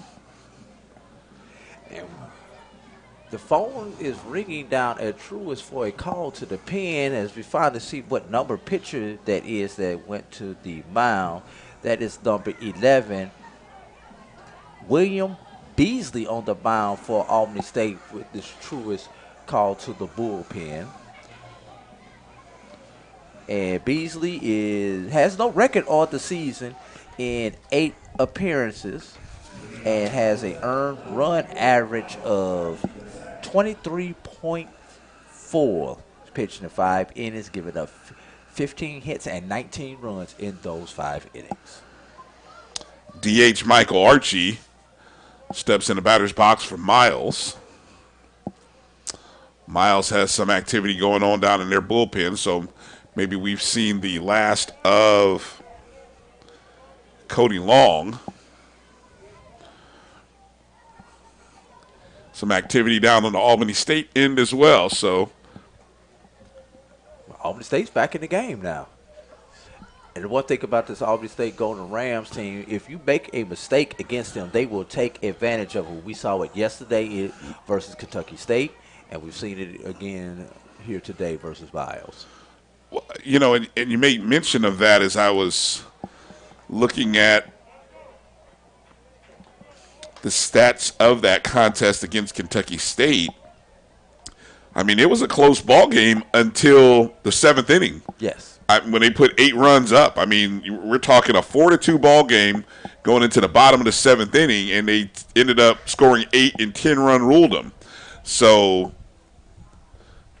you know, as I mentioned, Albany State got some good innings out of Riddell for as long as they could, and eventually the bats were going to get going, and they did. And so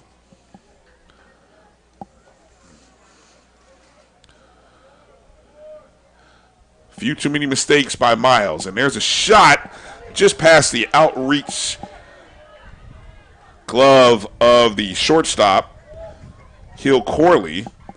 It's a nice hit and a single there for Archie.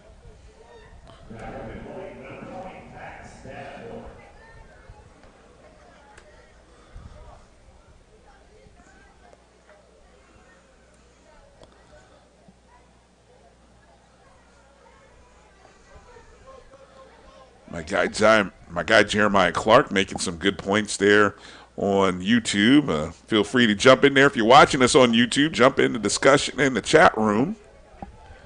If you're watching this game. You know, we talked about that bunt opportunity there at the end of that last half, and, you know, we kind of wondered why you would lay down a bunt with 2 outs. He almost pulled it off, though.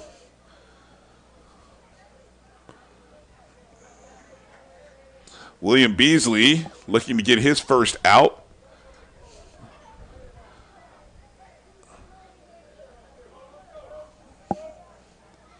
Up on Max Davenport, the 0-2 pitch. Outside, ball 1.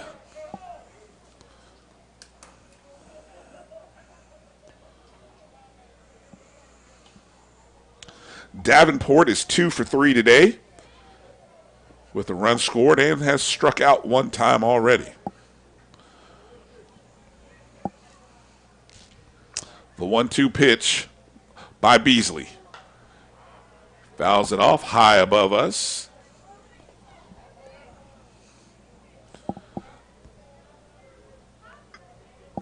The count stays at 1-2.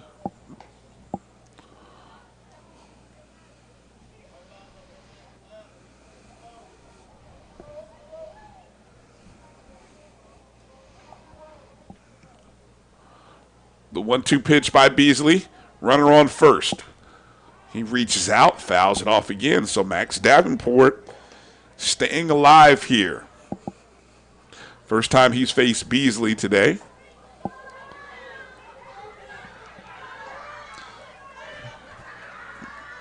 Another souvenir for our youth. You say junior high. I don't know, Drew. I see maybe 5th, 6th graders. Yeah. I see 5th, 6th graders. I agree with you on that one, Brian, now that I take a look at it. And we've got plenty of fans in the shaded areas of the ballpark, as this park is not friendly for a day game for the fans at this time of the year. Well, you know, with so many, you know, there is open seating. You can break out an umbrella, you know, and cover up a little bit. Except I think they may have an umbrella policy. Oh, they may have an umbrella policy. Okay, well, there you go. That would be the only problem with that. That might be the only problem with that, right. 2 balls, 2 strikes to Max Davenport.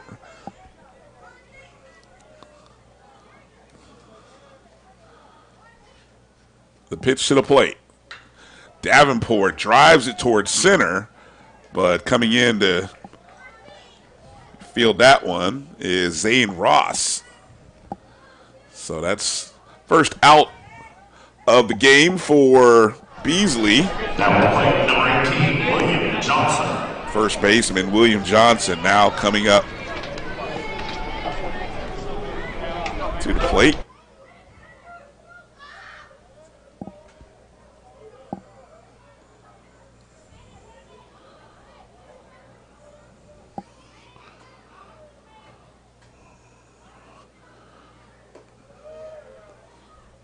Pitch high, ball 1.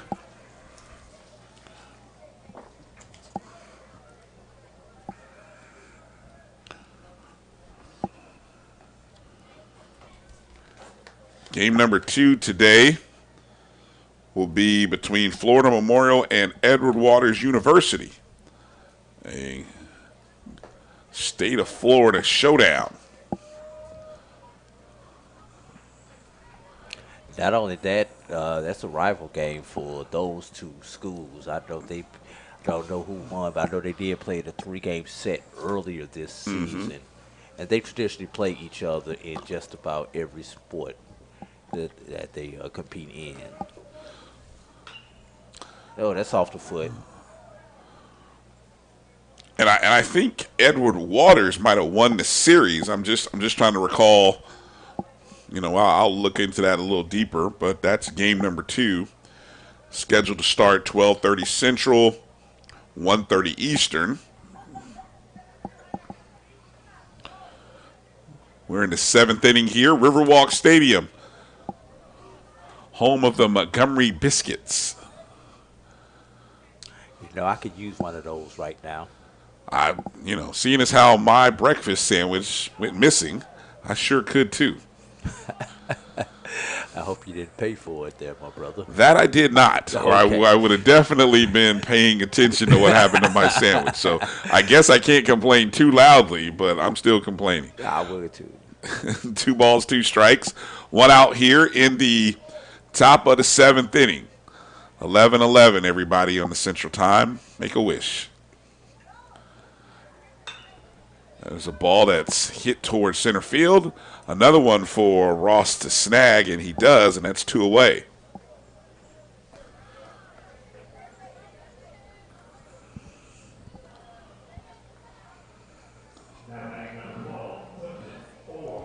Number 12, Clifton Orr, the left fielder, comes up. Orr, 2 for 2 today with 3 RBIs, 2 hits, including a home run, and he's walked once.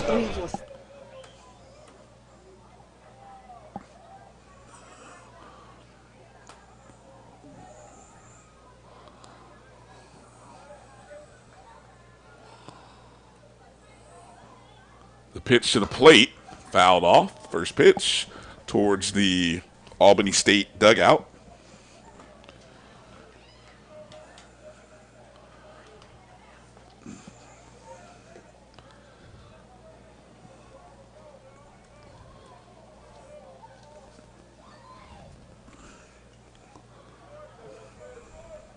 The 0-1 pitch by Beasley is high, ball 1.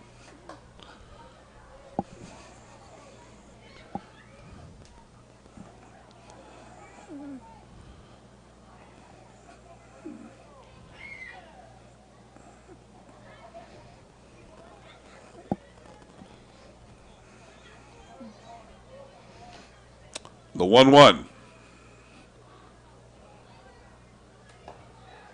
Big cut there by Orr. But he has 2 strikes now. Beasley with a chance to retire the side and get out of this inning without giving up a run.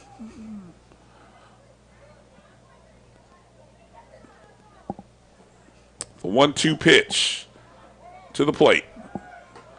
Outside, runner going, and he is going to be safe. Michael Archie,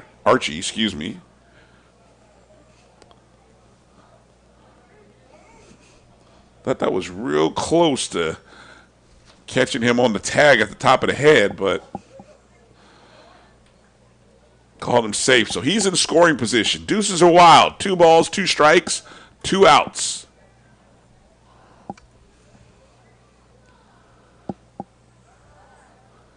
And Beasley decides to spin around and check Archie back at second.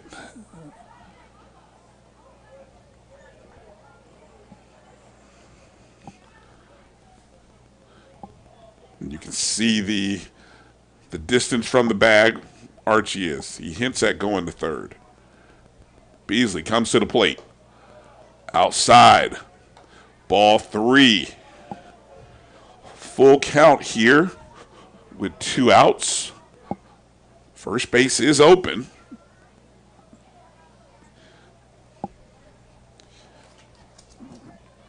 Pierce Thomas comes out to offer a piece of advice to his pitcher.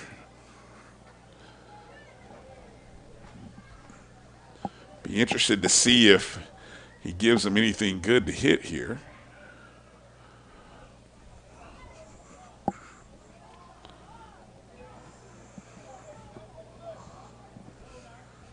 Here we go. 3 balls, 2 strikes, 2 outs here in the top of the 7th inning.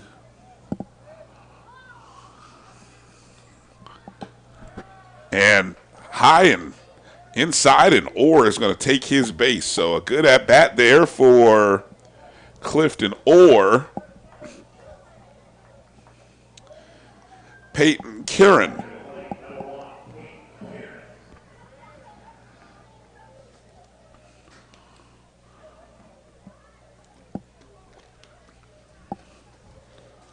And Kieran steps down to get some instructions from his coach over on the third base box.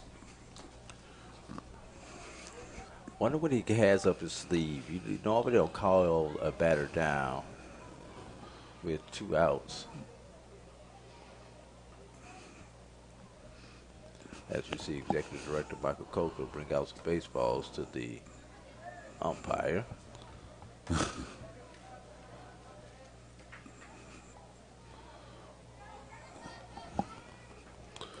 All right. So it looks like we're back in play here. The shortstop, Peyton Kieran, is in the box for Miles. He's got 2 teammates on first and second. And he goes swinging after the first pitch.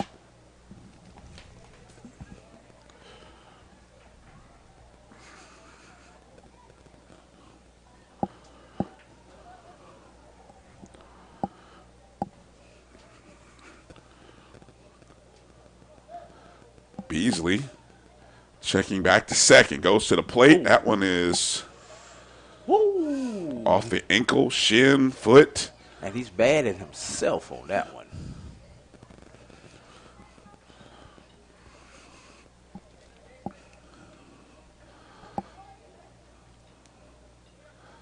So what's usually the next thing that happens, Brian? He hits a ball where he's got to run hard after he just fouled the ball off his ankle. Or he just, or he goes chasing after something. If I'm Beasley, I'm throwing him something ugly here and see if he goes chasing. He's still a little bothered by. So let's see if he can find his composure here and connect. The 0-2 pitch by Beasley to the plate, and he lifts the ball up. Second baseman, right fielder coming to it. Right fielder comes in. Great communication there. And gathers that ball. Nice job there by Chase Karn. So 2 runners left on base. No runs scored, no errors. We head to the bottom of the 7th. You're watching the Tyson Foods Black College World Series on the Black College Sports Network.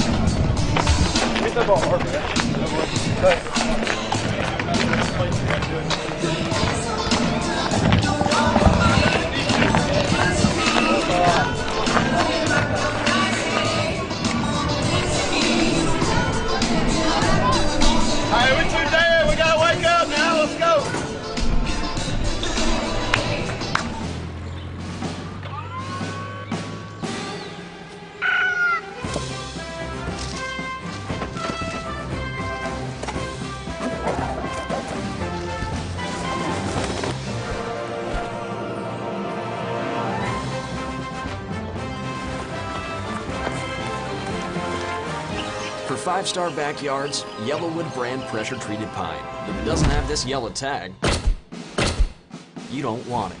This is Brian Fulford. AD Drew and I are co-hosts of the BCSN Sports Wrap. We talk about all things related to HBCU athletics. From the games, teams, coaches, and fan interest stories, we cover it all. You can find our shows on Facebook at BCSN Sports Wrap, YouTube at MyJBN Online, and everywhere you listen to podcasts like Anchor, Spotify, Google, and Apple Podcasts. You can also find the show on the Jericho Broadcast Network's app.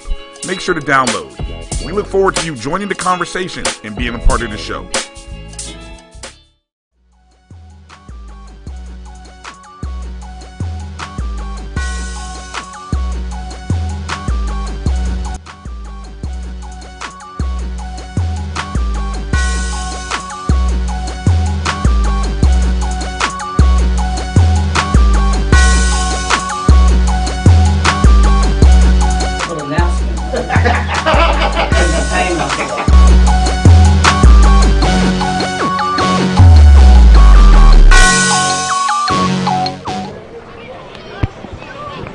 live action here at the bottom of the 7th inning. And leading off the inning for Albany State, Lavoisier Fisher. So, Brian, this is, a step away for a minute. It looked like you all have a great 5th inning there, or 6th inning. Thought we were going to get out of it, huh? And then all of a sudden the runs start coming in.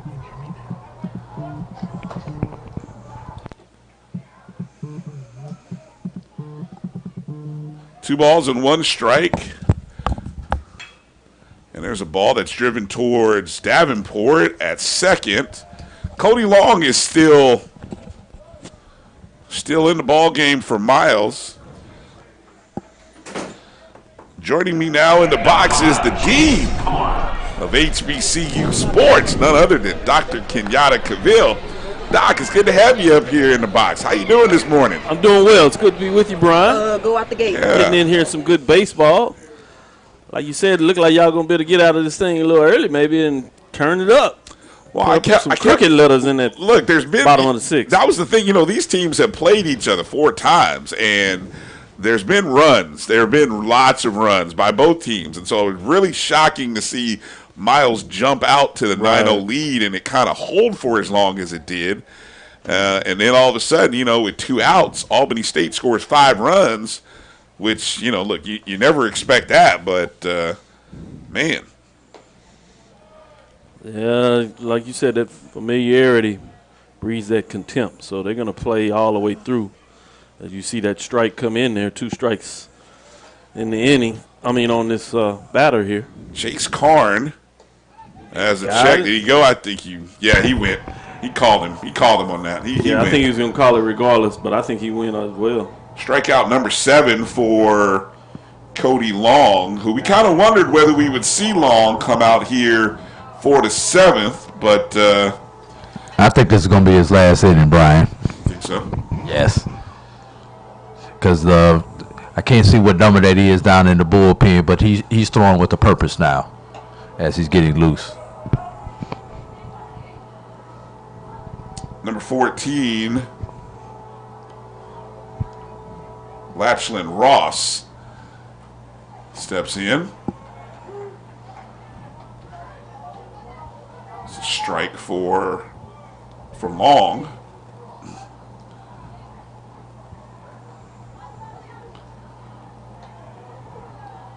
Big. There's a miss there. 1 ball, 1 strike, 2 outs. It would be huge for Albany State to follow up that. There's a ball that's hit right past the third baseman, Bittner. And there's a single. I was just about to say, what can Albany State do with 2 outs? It would be a waste. It would be a waste given what they did in the previous inning to not be able to add another run or 2 and inch a little bit closer. And what do you know? Boom. Hey, Brian, well, I look back, and I don't have it in front of me, but I think every rally that we've had from both of these teams has occurred with 2 outs in the inning. There's Hernandez, and he gets a ball right past the shortstop in the left field. And so here goes Albany State hitting now. Here comes the Golden Rams, and that's a lot about college baseball. What teams are able to do offensively and defensively with 2 outs. Mm-hmm. Yeah, we saw yesterday where there were many dropped 3rd outs that turned into 4th and 5th outs for the defensive team after 2 and 3 and 4 and 5 runs scored. Tyler McConnell steps in the box now, the DH. The pressure it puts on a pitcher for those extra pitches and how challenging, opposed to the pro, where pitchers are not really affected by error or 2 outs. They just get through it. That changes in college often. I have the biggest fucking forehead ever. Sorry. Long. Surprised all respect to Cody and that off-speed pitch that he has, which has definitely put down a few Albany State batters. But I'm surprised they haven't attacked it or gone after it. They've been a couple of times through the order, so if they're not seeing it now, they won't ever see it. Exactly. That's my thought. Yeah. McConnell's 1 for 3 so far today. 2 2 outs in the inning. Long trying to get out of this one. 1 ball, 2 strikes to the plate. And there's a ball that's hit towards second baseman, shortstop. He cleanly sends it over to second for the force, and out of the inning goes Miles. 2 runners left on the base pads, no runs scored, no hits, no errors. And check that, there were a couple of hits, my bad. And we head to the top of 8. You're watching the Tyson Foods Black College World Series on the Black College Sports Network.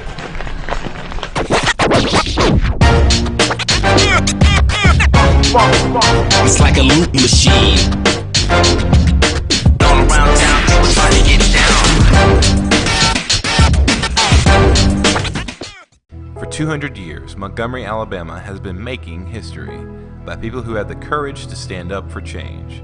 Today, this riverfront city has been reborn, embracing the past and looking forward to the future. From the National Memorial for Peace and Justice to the stage of the Alabama Shakespeare Festival. This is where history was and is made. We are proud to call Montgomery home, and together, we can be the change.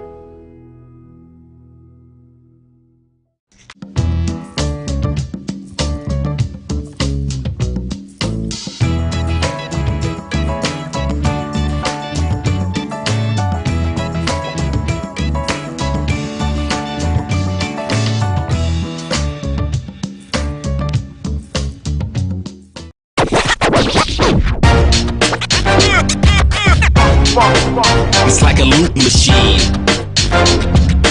All around town, people trying to get down.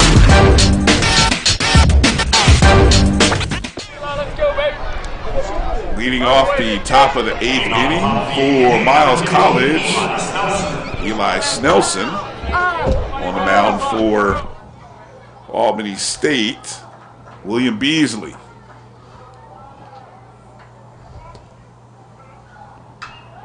And first pitch is sent towards right field. Settling right under it is Chase Karn.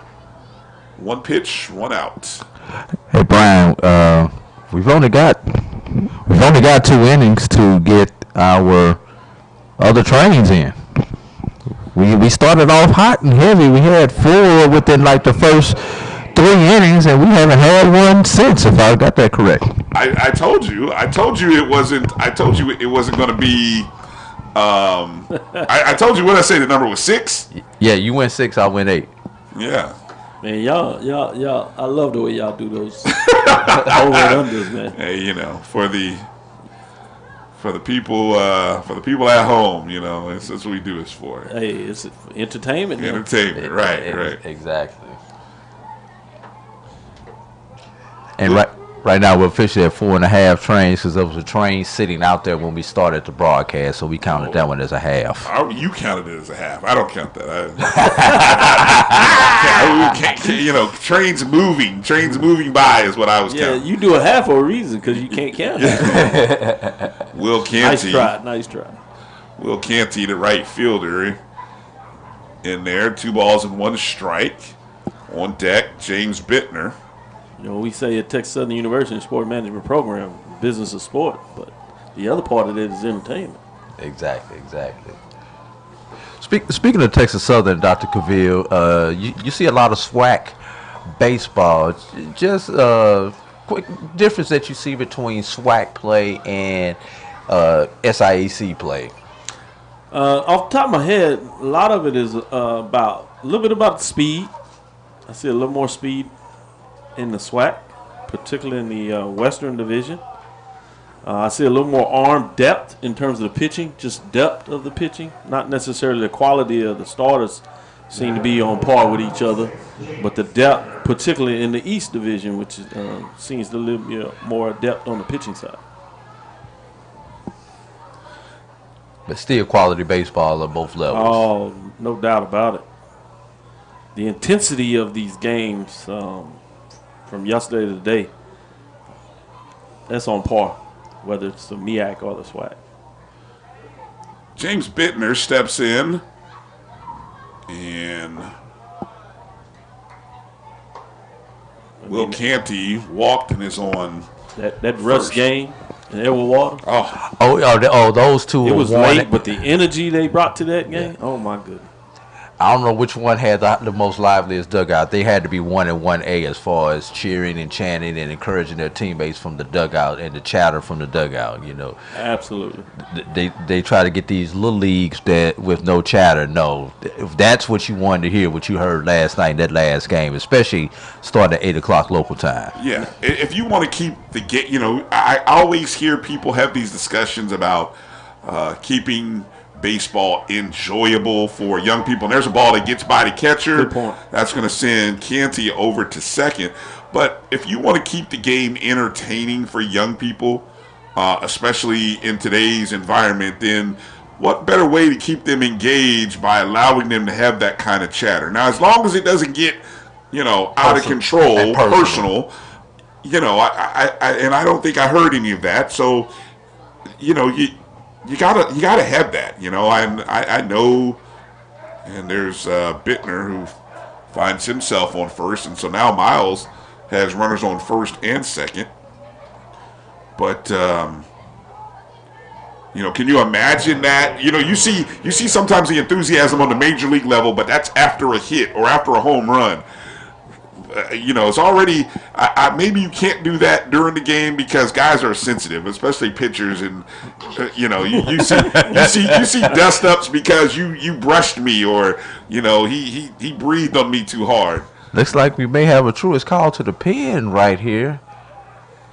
Yeah, it's a little more. But I'm curious, he pulled the third base, pulling the third baseman to the mound. Okay. So we've got a two-way player here apparently.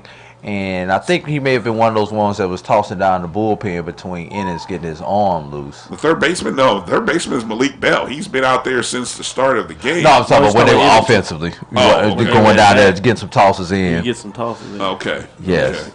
He's sneaking out your left eye there. So you watching the action. I'm watching the people around him. And so we've got a couple of changes. So let's go to break while. Before you go to the break, I did want to give some comments, or we can do it after the break. Well, I mean, let's stay here. Okay. Let's stay here. I mean, we already called the truest call to the pen, so we got the sponsor read done. So let's stay here while we can. So I really think that conversation is important in terms of really understanding the viability of baseball and how do you make it exciting for young people. I noticed that in the SWAC when you're doing some comparison, as you talk about, in the SWAC, and my understanding is more Division I. They don't have all that chatter. They don't allow them to do that much chatter, and they think it's more because of the conflict and they don't want any dust ups. But it does take away from the other side. But it's the opposite for softball. Softball, they are entertaining throughout the game. They do not have a dull moment, which was what you saw last night. And for an individual like myself, coming off a long plane ride, it made it very entertaining. You were tired, but I was into the game because I was like, I didn't know what was going to come next. Yeah. There's some pretty lively chants. And I've been to a softball game where I've seen one team really active, and this is a SWAC softball game. Not gonna call teams out, but as much as I'd like to. But one team was chatty, the other team was not, and it was no surprise that by the time it was all said and done, that the team who was chatty won the ball game. Maybe the other team was not chatting on purpose because they may have known something too, Brian. Or maybe that's just not their culture. There's that buzzword. Is one or the other. Jacob Bisharat comes into the box for Miles. New pitcher is Malik Bell, who's been playing third base today. He comes over replacing William Beasley.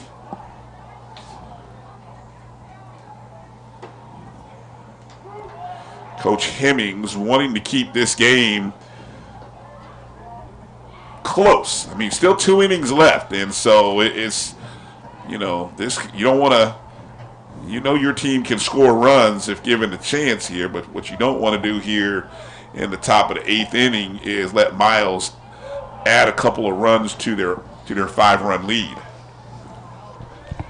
If you're Albany State, you want to get it to 4 or less. That way you always can potentially have the tying run at the plate. Right now, even if Albany State were to come up next inning and get bases loaded and hit a slam, they're still down.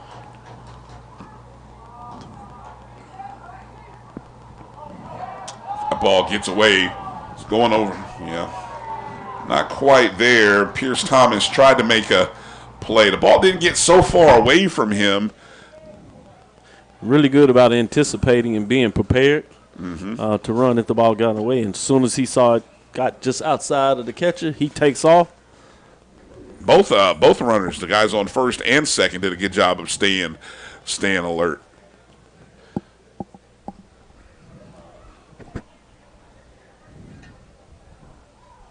Beautiful day out here for some baseball. And we've got a runner. You missed the call, Drew. You're my officiating. He put him on. Okay, intentional walk. Yeah, he went on ahead and put him on to set. It looks like he's potentially setting up the double play. But he indicated four fingers put him on. That's a new rule change within the last few years. Yeah, saves on the arm, speeds up the game. Them old school folks don't like that. No, I get it, but you got to do what you got to do. You said keep the game exciting now. Versus the old, I don't know, I make you throw 4 pitches, even if they're 5 yards outside of the box. I still want you to throw them because there have been instances where somehow you don't throw it and it just gets away. Now, Miles is top RBI man. Home run and RBI is at the plate right now, which makes this move real interesting. Well, he must have some really good arm speed because he's slight of build. It was either or because Bisharat has been killing as well. I mean, Bisharat, who's on first, he's 2 of 4 on the day with 4 RBIs. Well, he looked like he was trying to connect on that. Yes, exactly. Well, we've seen every ball go to if he can get around it and get it to left. That ball, if you look at those flags, they're blowing. They're blowing out. They're blowing, so that ball can get out in a hurry if he gets enough of it. Yeah, we've had two go yard today and 1 off the wall at the 395 mark today. So the ball is definitely carrying into left field. The 0-2 pitch by Bell. Inside. Ball 1. A little low there as well. As you said, Albany State wants to keep this at 5 runs. Miles College would love to add to it.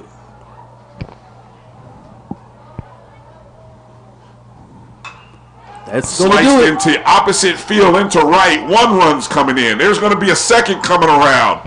And there's a double for 2 big RBIs. Michael Archie. Like I said, your leading RBI man for Miles College. And he comes through. With the hammers. You couldn't. It was an either or. Do you take the chance with Bisharat or do you take the chance with Archie? Those are the 2 hot guys for Miles, and you get burned. You put him on first base to try to set up the double play. Exactly. So you can get out of here. Exactly. But like you said, pick your poison. One of them is going to do you damage, and you hope maybe you can get into the double play. He's the top RBI person for a reason. Now you got Max Davenport right at the plate right now, who can't finish the regular season with 3 home runs and 26 RBIs. Those RBIs placed him 6th on the team in RBIs. Davenport's 2 for 4 today. I like that. Let's go. I like that. He'll throw you another 1 ball and 1 strike. Still 1 out. Just 1 out. 12-5 lead now for Miles. He's going to throw you another one. Let's go, kid. He works quickly once he comes to his pitching motion. He doesn't hesitate. I love a pitcher like that. Come on, kid. Always stay with the infield in for the play at the plate. Come on, Max. Oh, yeah. 3 balls and 1 strike. Well, be ready. Be on time. Let's go. Might as well try another opportunity. You got first base open. Don't give him anything good here. Right. You got to come to you, kid. Got to come to you. On deck is William Johnson. The 3-1 pitch. Ooh, they gave him that one. So. That's that college pitch, boy. That 3-1, they just refuse to walk you. So you gonna earn this. If it's close, we're gonna call a strike. Right. If it's close, it's got to be egregiously way outside. You talk about the 3-1 pitch, the 3-0 pitch is probably even worse, Doc. That's true. Call. I think that was a good call too. I think he's anticipating. Didn't have any choice once he missed it. Davenport. Great location on that pitch. Yeah, Davenport was halfway down the first baseline. Oh, he was trying to sell it, but it was too late. It wasn't going to work. So 2 outs for Malik Bell here, who came in relief of William Beasley here in the top of the 8th inning. William Johnson now. First pitch is low and away, ball 1.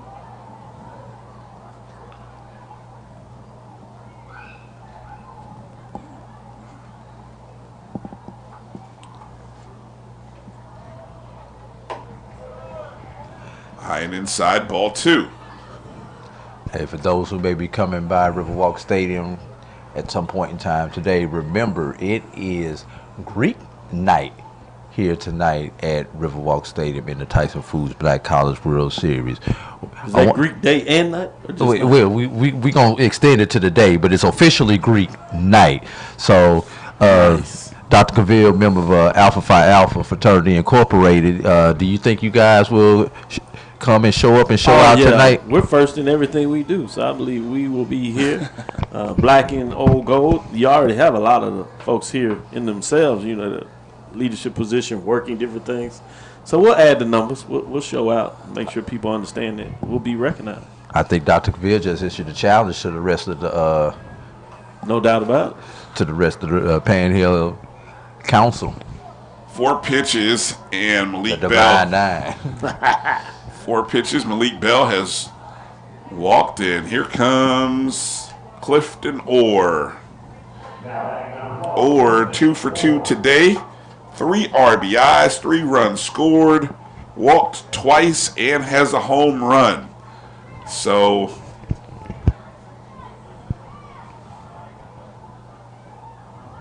he fouled that one. Checked it. Fouled it.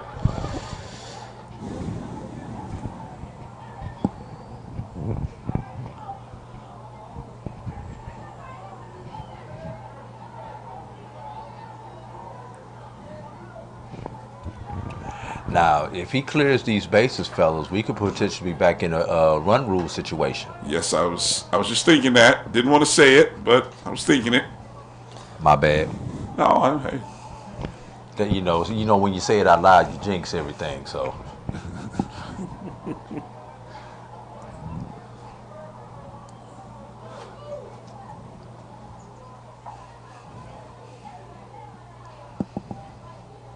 Pitch to the plate.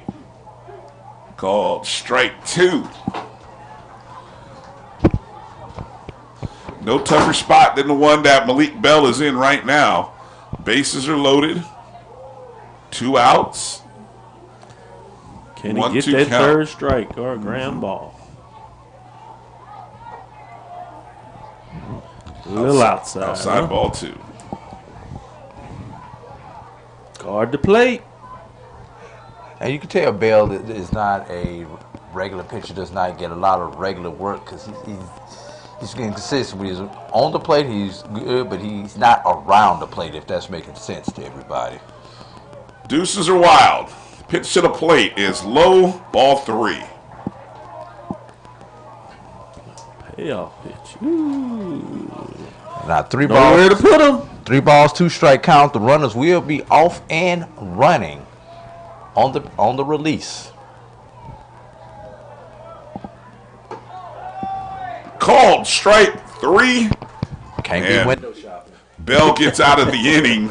2 runs scored. Certainly did work this one. 2 runs scored. You 2 can't hits. be shopping if you don't leave your wallet at home. 3 runners left on the base pads. We head to the bottom of the 8th inning. You're watching the Tyson Foods Black College World Series on the Black College Sports Network. All about feeding your family with meat and plant-based protein that's good for the planet, good for you, and just plain good. That's all the protein you need, all on your plate.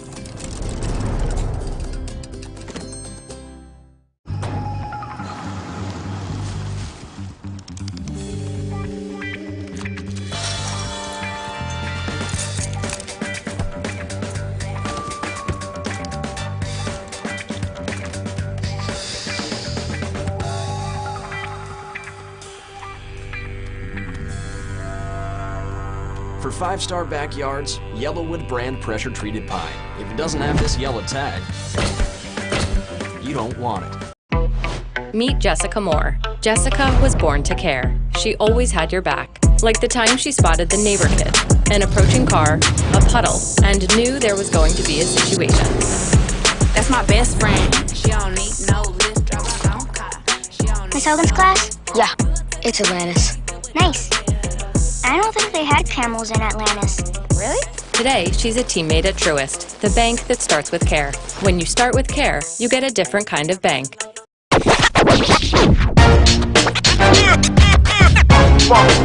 It's like a loop machine. All around town, people trying to get down.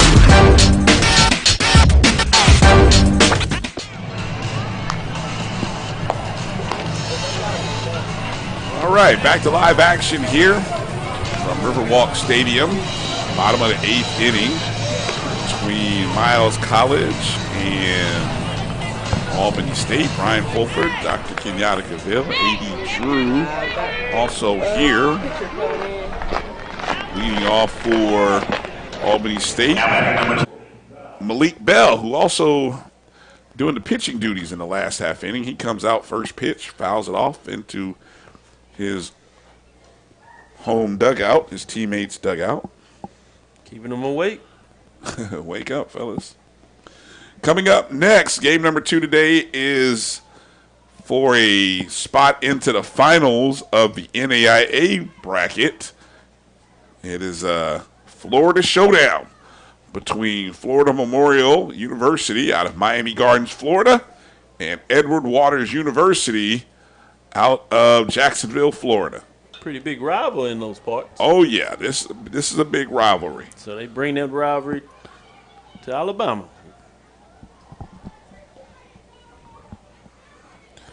Of course, they have played during the regular season, and I believe, if I'm not mistaken, Edward Waters won that series.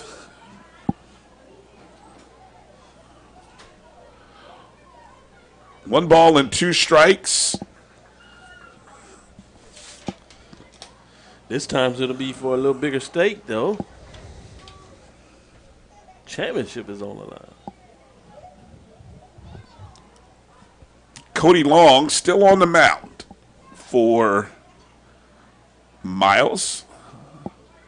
Obviously gave up 5 runs. Bell goes down and slaps that into center field. Nice. Seeing that pitch all the way through, basically sending it back where it came from. Mm-hmm. One of the few hits that Albany State has had to lead off an inning. That might be the first today. It was a good one. They continue to fight. You have to say that about the Golden Round. No courtesy runners either for Bell.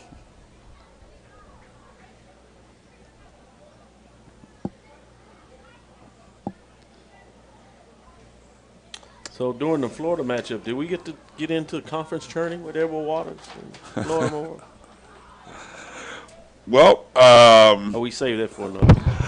I don't know if we. I don't know. It depends. Well, I guess it depends on.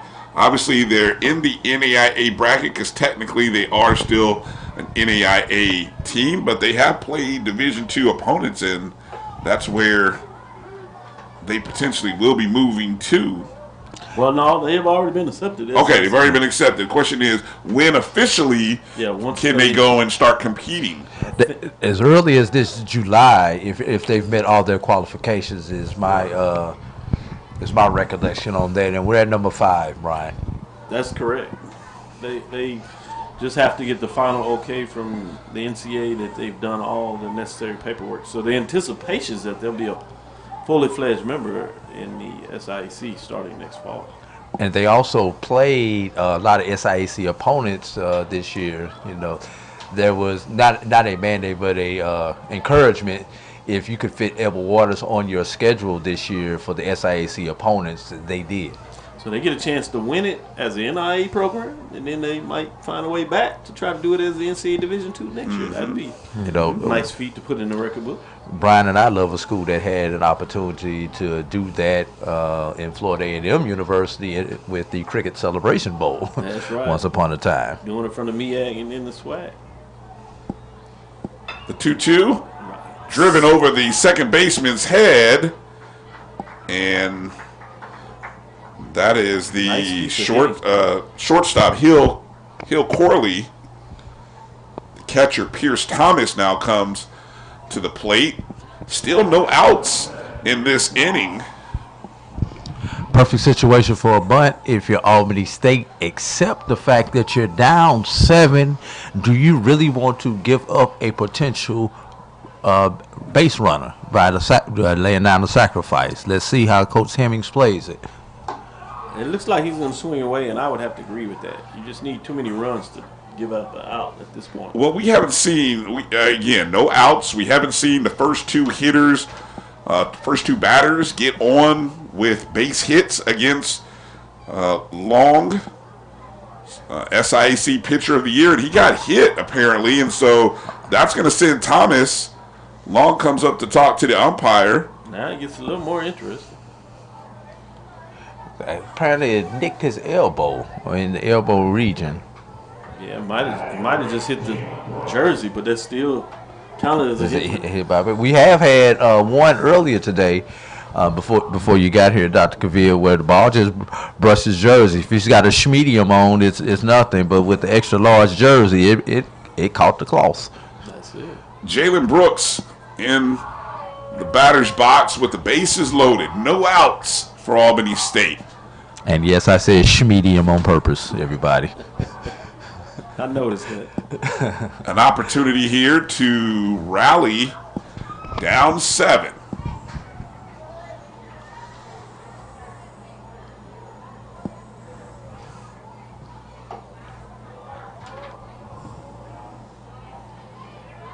Wish we had a pitch count. I'd be curious to see where Cody is in terms of number of pitches thrown. Well, you got to think about it, Brian. This right here will realistically be his last appearance of the season. So there's no need to worry about rest after this one. He's going to have 9 months worth of rest. The MLB scouts in the house. Yeah, we had 2 here yesterday that I recognized. I don't know how many we have right now, as we've been up in the broadcast booth all day. Jalen Brooks sliced that one foul. So Goes now back to the quality of the play here at the SIAC Division II level, as well as NIA programs. Lavoisier Fisher is on deck. 2 balls, 2 strikes.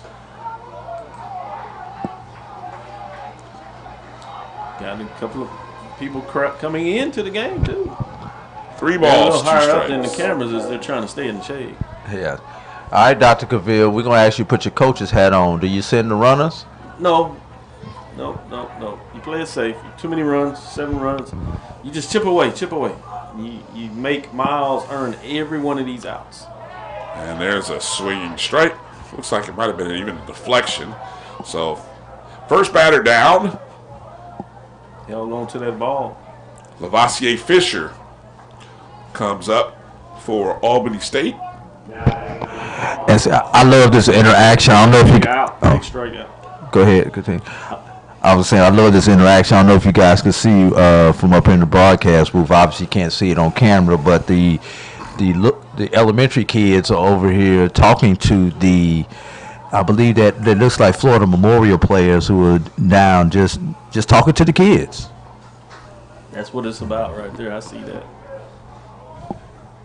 I wonder if any of them has a foul ball for them to sign. Yep, here comes a kid with a foul ball in his hand. Looks like he's walking over. It's like going to say, hey, can you sign this?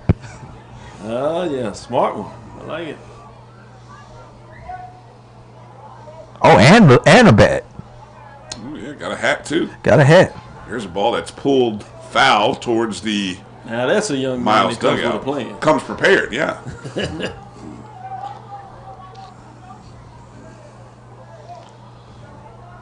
And it's nice to see the collegiate players out there so amenable and talking to them. Obviously, focused and ready to play the next game, but they still have time for the fans. Making sure they pass it forward in terms of following the love for the game that they had. I guarantee you, 5 to 10 years ago, that was one of these collegiate players who was doing the same thing. Great point. Great point. Bases are still loaded for Albany State here, trying to add some more runs into this dominating performance that we've seen from Cody Long today. Is this the time you officially put on the rally cap? Uh-oh. Let's see, that's going to go foul down the right field line. They call those long strikes. Towards the 333 mark.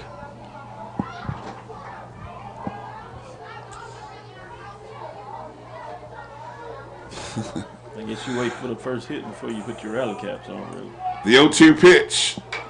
Reached out, slapped it. That might bring a run in. That's a tough play. And all runners are safe on the infield single. Yeah, it wasn't anything he can do with it. He tried to come up, get there on time. Well, and for a left-handed pitcher, because of where his body falling off that mound. Falls off the mound, that ball was hit perfectly. And for Davenport to run from where he was, that ball didn't have any life on it. It just kind of hopped a couple times and then it kind of died slow. Whereas a right-handed pitcher may have been able to make a play on it because of his natural follow-through motion. Probably. I said may have. It was going to be a tough play no matter who was there and what hand he was trying to do. It was almost like a perfect bunt. You know, obviously it was accidental in terms of swinging through, but it was just as effective as a bunt for a single. Chase Karn now in the box. Runners on all three bases. He fouls it off. Scores 12-6 now. The wind has died. Yeah, I wanted to say it died down a little bit. And it picked right back up. Yeah, as soon as I said that, yeah. Let's see what Karn can do. Karn takes that one.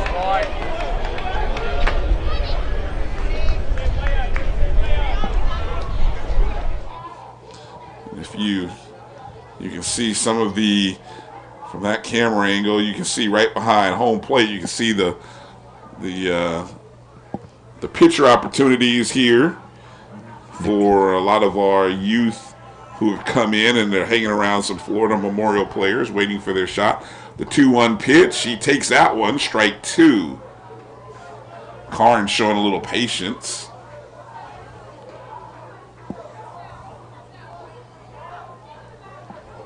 Did he go? No. Did not go. I can see you check that up. Yeah. Full count here. 3 balls, 2 strikes. Shout out to the Selma School District and the Montgomery County School District, as I know 2 of the groups here are from those school districts. The 3-2 pitch outside. Ball 4.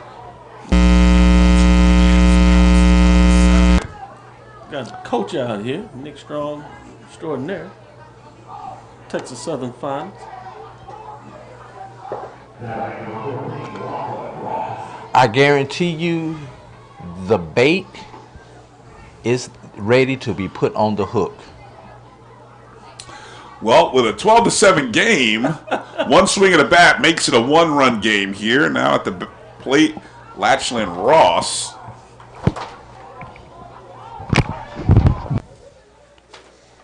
Yeah, it gets a little more interesting now. Ross hit towards short.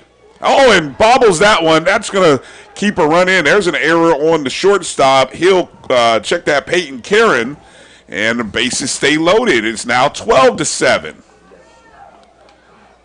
Oh. Yeah, and I think that's going to do it for Cody Long. It's been a tough. I did not like the way he came and played that ball. Come from the shortstop. Yeah. Go back to the pitching. Yeah, Long is already walking. He's telling, normally you take the ball from the mound, and I think coach is maybe trying to buy a little time. And so that's going to be it for the SIAC Pitcher of the Year. Pitched a great game. Obviously gave up 5 runs in the 6th, but that was with 2 outs. And then there's just a rough start here in the 8th. It's 3 runs. And the bases are still loaded. So it is now a 12-8 ball game as we go to our truest call to the bullpen with a new pitcher. Tyler Allen. Freshman from Sumpton, Alabama, Dora High School. 5'11", 185 pounds. I thought you said something, Alabama. I was like, huh? Something or something? Something. Interesting names here. A lot of these cities and towns in Alabama. Well, we've officially hit about the 3-hour mark of this game.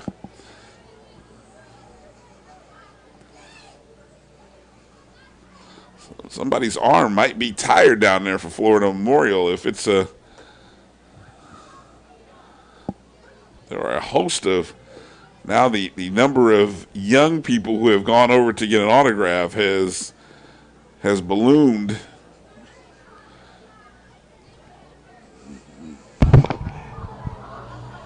And Edward Waters is actually hitting in the cage right now, which is why Edward Waters is not having as an opportunity to interact with the youth. But once again, shout out to Coach Burgos for just allowing his players to do it, because some coaches will be like, no, we need to focus on the game, keep everybody away from us. But he understands what this is all about, the reason that we're here doing this. And so one of these kids may be a future recruit for Florida Memorial, Edward Waters, or any of these other 6 HBCUs that are here. First baseman Nicholas Hernandez comes to the plate. Bases loaded. Opportunity to tie the ball game up with one swing of the bat. First pitch called strike.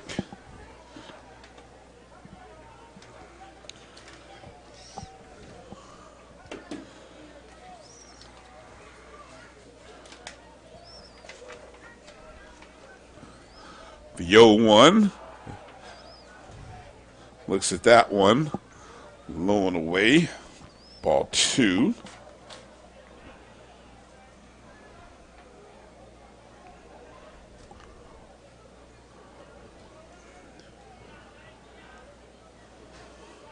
The 1-1. Big cut by Hernandez. Chase that one.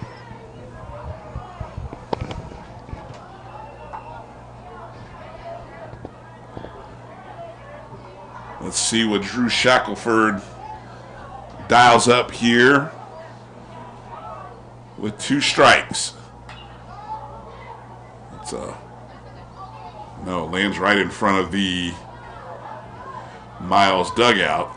A long run for the catcher and first baseman.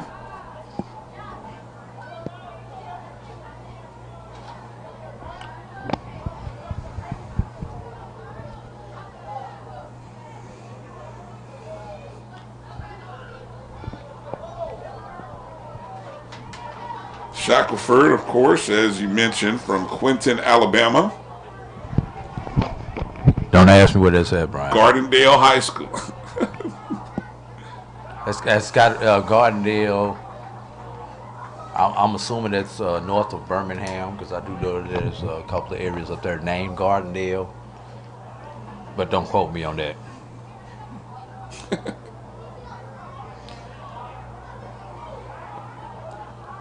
The 2-2 pitch. There's a high. That ball's going to get into center field. Is there a runner tagging? Tagging. We got right field. No play at the plate. Will Canty settled in under that one. Yeah, Don't think that was deep enough to bring that run home. Not close at all. Yeah. They even tried to give it a try. He came off just in case. Now Albany State has them right where they want them with 2 outs because they've been hot with these 2-out rallies. So bases loaded, 2 outs here in the 8th inning. Will they continue with another 2-out rally? We've got a pinch hitter there, Brian, for Albany State. Pinch hitter number 15 is Nathan Lloyd, the junior from Oxford, Alabama.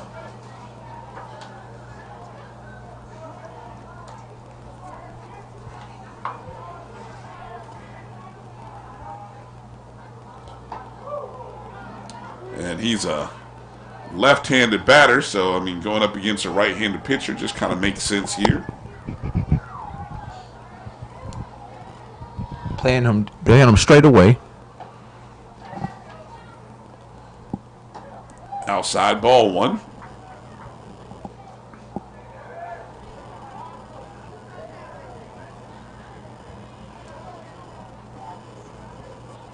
Lloyd steps into the DH spot. 2 outs here for Shackelford. On the outside part of the plate, there's a strike, so 2 strikes now. 1 ball, 2 strikes, 2 outs. Here in the bottom of 8th inning. Tying run at the plate, bases loaded. Driven into left center, 1's coming in. Are they going to bring a second home? Play at the plate, up the line, and 2 more runs score. It is 12-10. Well, you got us a ball game. Big hit, 2 strikes, 2 outs. Comes through with 2 RBIs. Stuck with it. Got it just over the shortstop, as you said. Hey, come on, 2-9, come on, 2-9, 2-5. Now we're at 2 5-run innings here by Albany State. And Miles' lead has been cut to 2.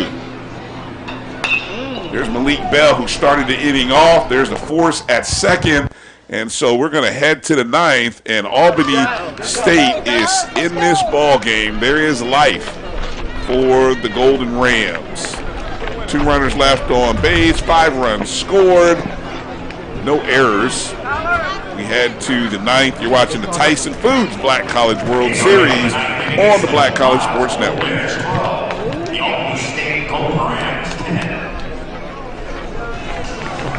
Tyson, we know taste is local. Some like their beef pit smoked, their chicken spiced all the way up, or their pork sweet and saucy. Local flavors, global impact. That's what feeding the world is all about.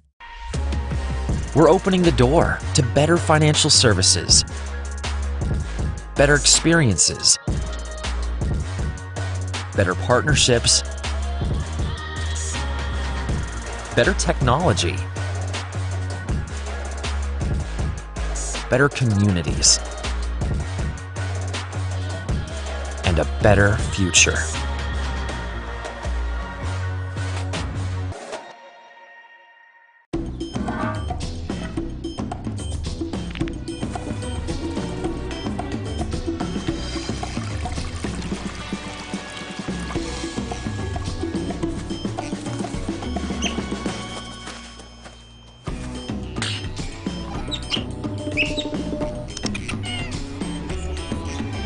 Five-star backyards, Yellowwood brand pressure-treated pine. If it doesn't have this yellow tag, you don't want it.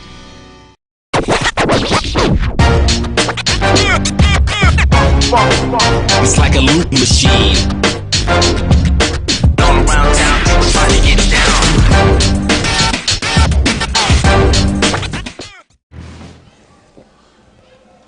We head to the 9th inning. We have a ball game. It was yes, we do, Brian. It was a 10-0 lead for Miles heading into the bottom of the 6th before giving up 5 runs to Albany State. Then they added 2 more in the top of the 8th, but surrendered another 5 runs in the bottom of the 8th. And now we have a 12-10 ball game. I expected runs, Doc, so I shouldn't be surprised. Maybe just the way this game patterned and flowed is maybe the surprising part. Yeah, because you're talking about 2 big innings, obviously, 2 5 spots that has made this intriguing game. Malik Bell, who'd been playing third base for much of the day before taking over in the last inning, is on the rubber for Albany State. There's a pitch that's tight and inside. Ball 1 ball and 1 strike to Peyton Karen.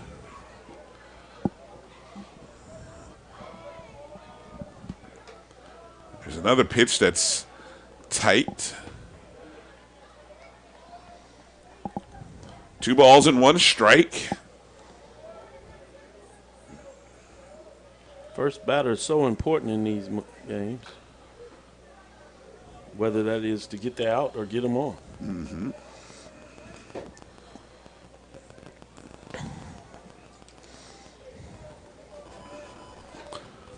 And this is just game number 1, folks. Already into over 3 hours in this contest. There's a ball. This is going to be tough because of the sun, but second baseman Latchlin Ross does a good job of calling off Hernandez, and there's 1 away for Albany State.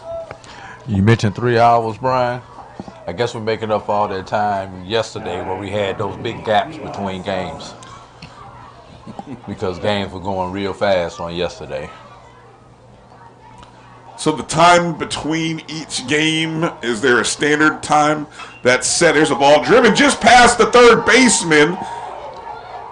Going for 2 is Eli Snelson. You're going to have that standing up. Standing double for Snelson. Beautifully down the line, just snuck it inside the third base.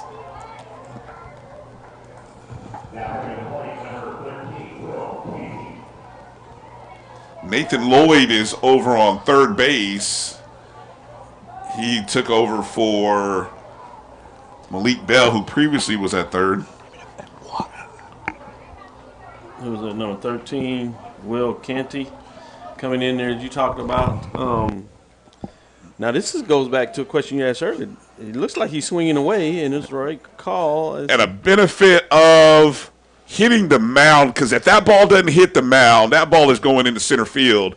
But it hits the mound, bounces in the air, and Hill Corley snags it, tosses it over to first, and now 2 outs for Albany State. And I was just going to ask about, do you sacrifice to pull a run over? Didn't do it with the bunt, but essentially that's what it was. Yeah, runner's now on third, and so here comes James Bittner. The thing about the runner on third is pass ball, anything can happen, and that runner scores easily.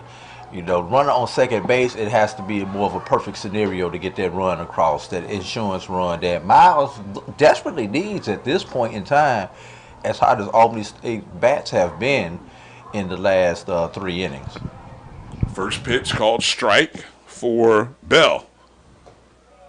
Catches the second one. Good off-speed pitch there by Bell. Trying to get out of the inning. See if they can hold Miles scoreless here with a runner 90 feet away. Down. And he didn't go, but that's the scenario that I was talking. He's mad at himself that he did not try it. I don't know if he put the stop sign, but I don't know if he put the stop sign on himself or the coach put the stop sign on him. But, you know, you definitely don't want that final out to occur right there at the plate. I don't think he was quite anticipating. You want to come off that bag anticipating, and you see it break, you move. He has the speed to get home, but you can't hesitate. And the coach saw him hesitated and held him. Outside and away. Deuce is wild. 2 balls, 2 strikes, 2 outs 2-run lead for Miles. That's an extra deuce right there. Number 2, pitching. Driven right back up the middle into center, and Miles gets that extra insurance run. Is now 13-10. Well, he gets it the old-fashioned way. RBI, single up the middle. Nice piece of hitting by James Bittner. Does it again. He has really showed his batting skills here. He's now 3 for 5. Equally impressive is Jacob Bisharat. He's 2 for 4 today. Driven in 4 RBIs, scored 2 times. That ball hits by Pierce Thomas. Runner advances to second. You scored at a pass ball and not a wild pitch? We'll find out from the report, but I think that was more of a pass ball. He got over, but the ball did not. The ball did kind of take a hop at the last minute, so we'll see how the official score puts it down. Wild pitch is what the official score is. Bisharat. Is it fair or foul? Foul. Oh, it's a close one there. That was close. Now, I wonder if Lloyd had not scooped that. I guess that's too close on the line to take that chance. Yeah, so you want to go ahead and play that anyway. Correct. Got the 2 hottest bats for Miles, the one at the plate and then the one on deck. Well, this is the heart of their order between Bittner, Bisharat, and Archie. The 3, 4, 5 hitters have done a job here today.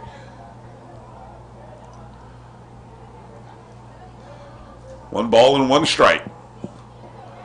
Great job there by the catcher once again.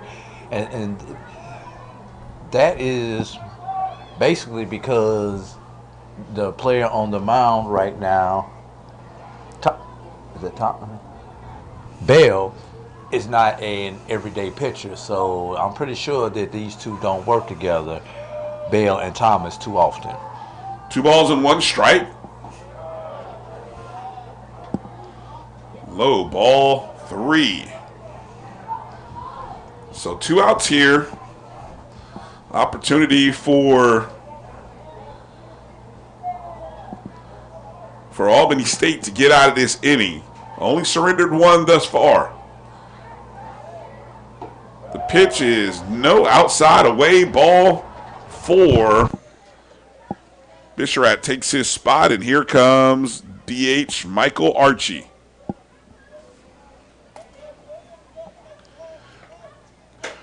Archie is 3 for 5 today. 4 RBIs, 2 doubles.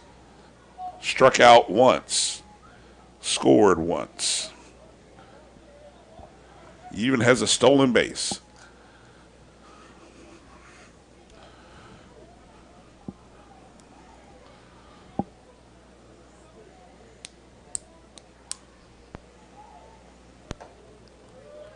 First pitch low and away. Ball 1.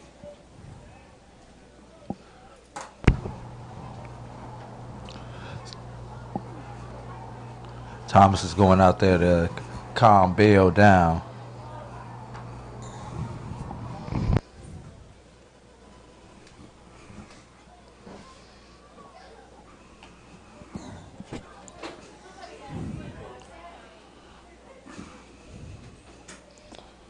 "13 runs on 15 hits for Miles today.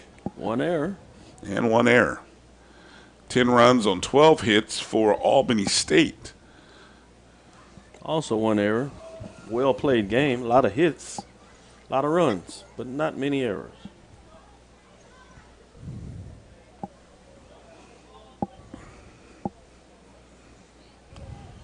Runners on first and second for Miles.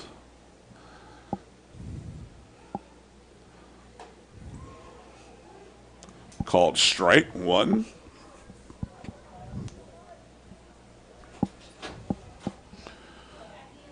I would like to see Bell kind of change his pace up. Maybe work a little faster, kind of force Archie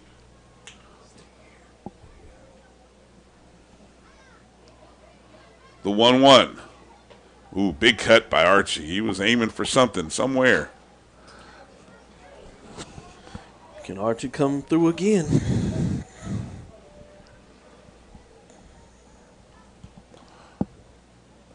One ball, 2 strikes.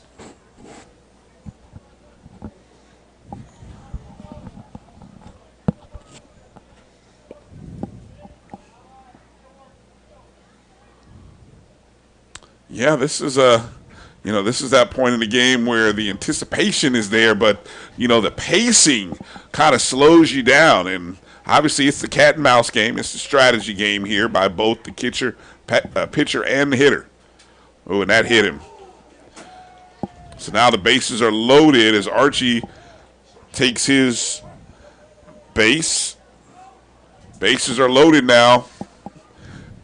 Max Davenport comes to the plate.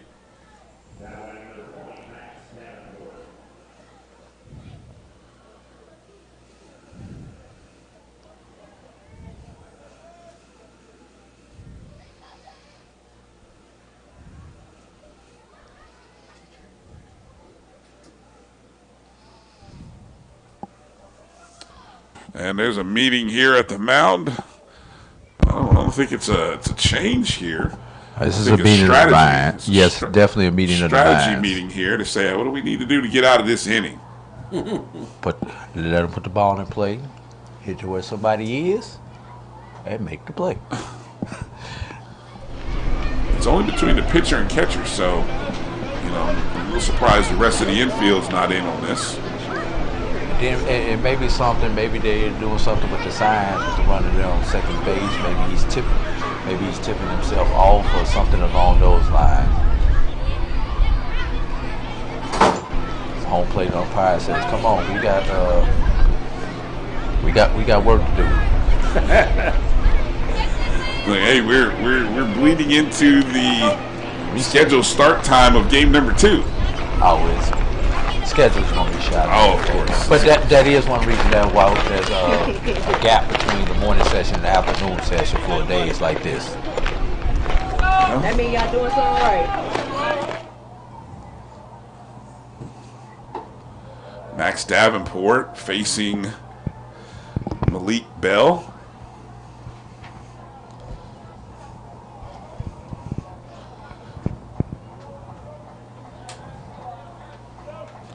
One ball, no strikes, 2 outs here. Runners all over the base pads. Foul ball, souvenir for somebody.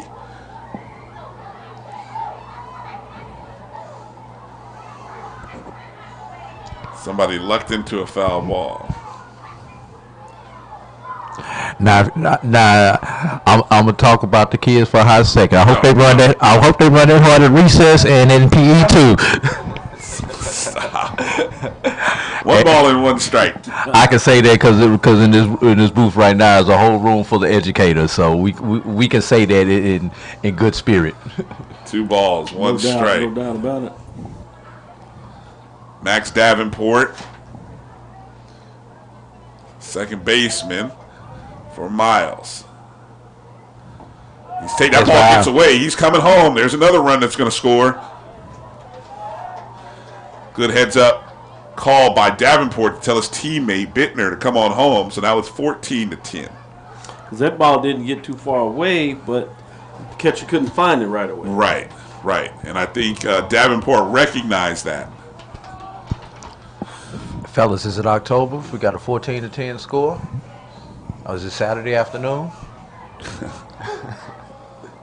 Looks like a football score right now. That's very true. Check foul ball by Davenport. 3 touchdowns and a field goal in this contest.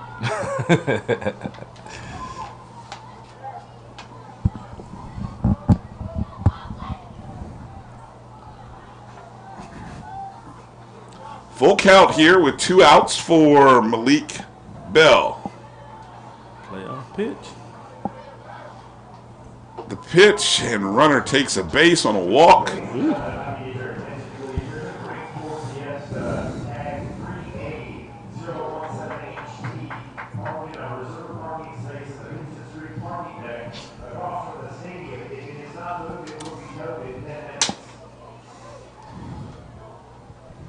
Now stepping up to bat for Miles is first baseman William Johnson.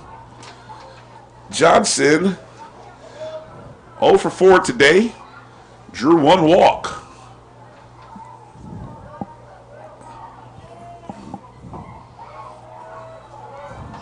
Looks at ball 1. And he just can't find it right now. And you know, you wondered, is Bell at his pitching limit, considering he doesn't get a whole lot of action on the hill. Mm-hmm.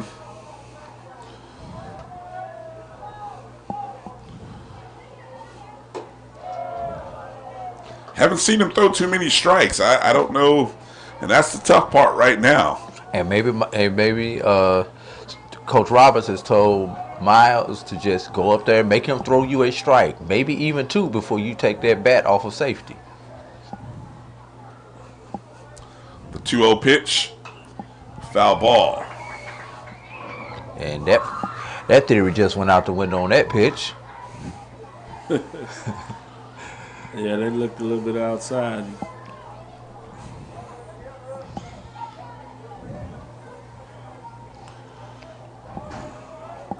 Two balls and 1 strike to Johnson. Oh, you think you went around on that one, but nobody called for it, so 3 balls now. I think he held off. Yeah. You know, fellas, I think we've had more foul balls in this game wind up in the bleachers than any other game, and how appropriate that we've got all these kids here in the stands to go retrieve those foul balls. Ball gets away from the catcher, but it's a walk anyway, so run comes in, and now it's 15-10. And that's been the story of the game. You have these big innings, and it seems like he gets tight, and then team finds a way to pull back away. Now what's going to be interesting for Miles, this has been a long half inning for Miles on offense. And I forgot who's the pitcher on record for Miles right now. But has he gotten over there and gotten stiff, gotten tired, or is this break going to help him? Hot shot right at the third baseman. Gets that glove down. Great play. And Nathan Lloyd is able to get that. So we're going to stay here. Inning, but before he put up 3 runs. We're going to stay here right now. And so joining us right now is the principal of Valley Grant Elementary, Mr. John Solomon. How you doing, sir? I'm all right. How you doing this afternoon? Hey, doing well, doing well. These are. Make sure we get you set up here. These are your wonderful students that we see having a good time out here, I'm assuming. Yes, sir. Field trip students who are very excited.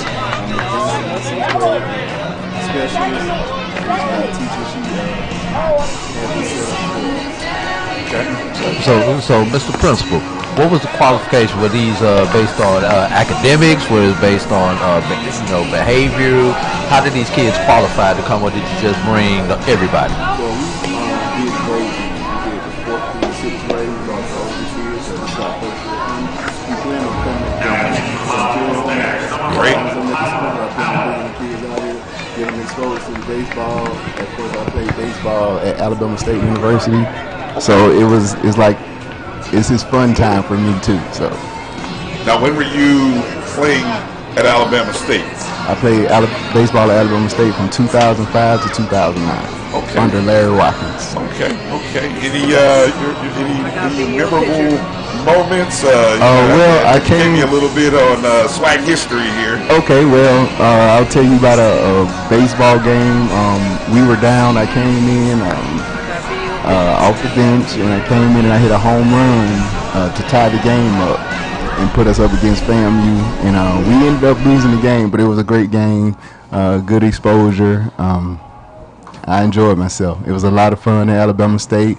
We did a lot of things for the kids and the community. We always gave back. I remember going to some different schools and actually helping do community events with the schools at Alabama State. So walked into that one with the Rattlers, didn't you? I wasn't going to mention half the people in this room are Rattlers. I wasn't going to mention that. We'll just say this. Yeah, we'll say this. Well, welcome to the SWAC. I don't plan on the Rattlers winning too many games in the SWAC, especially against Alabama State. So there we go. Hey, look, we had Coach Vasquez in here yesterday. So look, we appreciate the ball in the SWAC. I mean, we came to make it better, and it's already a baseball conference, so we just came to add to it. So it's definitely all love, and we enjoy it. It's definitely. Let me see. We've got for Miles a pitching. Pitching change now. Tyler Allen is going to look to try to close this one off for Miles and try to send them into the finals of the Division II. So we've got a truest call to the pen for Tyler Allen. And first pitch for Albany State. Just want to make sure we get that. That is Karen. Nope, check that. We gotta get that. We'll get that figured out here in a second as we getting ourselves together here. So Albany State trying to rally here. You were probably an education major at Alabama State. I'm assuming because you already. I mean you're not that far out of college and you're already a principal. That's awesome. Yes, sir. I did my coursework. As soon as I got done with it, I started teaching, and 8 years later, I became a principal. Did you know I feel like education kind of calls you, but did you know you wanted to move into administration in terms of being a principal? In some terms, I did. I guess in aspects of being a leader, but I did want to be a difference maker for the kids. So I wanted to do everything I could to help expose the kids to everything, increase their achievement ability and everything. So that was my goal. I just want to help people grow and be better. And so we've seen some of your kids collecting autographs, not only from the Florida Memorial guys. Now I see them sort of making their way towards the Edward Water guys. What are some of the things or some of the programs at your school that you've been able to implement to help them achieve some of the goals that you got into education wanting to do for them? Some things that we've got in place. I wanted to expose them some new ventures in life. Coding is very important coming up nowadays. A lot of things deal with coding. So it's a coding program that I helped the district get, which is called SkillStruck. And it's a coding program where the students can go in and learn how to code different things, phones, computers, anything that requires coding. This program will help the students learn how to code. And it starts in kindergarten. Oh, wow. Okay. Pierce Thomas, the catcher, is at the plate with a runner on, and he fouls that ball off. So I don't think we established Principal Soliver. Where is Valley Grande Elementary? What school district is it in? It's in the Dallas County School District. Y'all know Selma, Alabama. And right outside of Selma, Valley Grande is a small city. It's up and coming. And that's where the school is located in Valley Grande, Alabama. Okay. And these kids will filter eventually into what high school? Dallas County High School. Okay. Now, is it junior high and high school in Alabama? Correct. It is. Okay. They go junior from high or middle school depending on the district. Right. So it's Martin Middle, and then they go from Martin Middle to Dallas County High School. I'm sorry. Pierce Thomas staying alive here at the plate.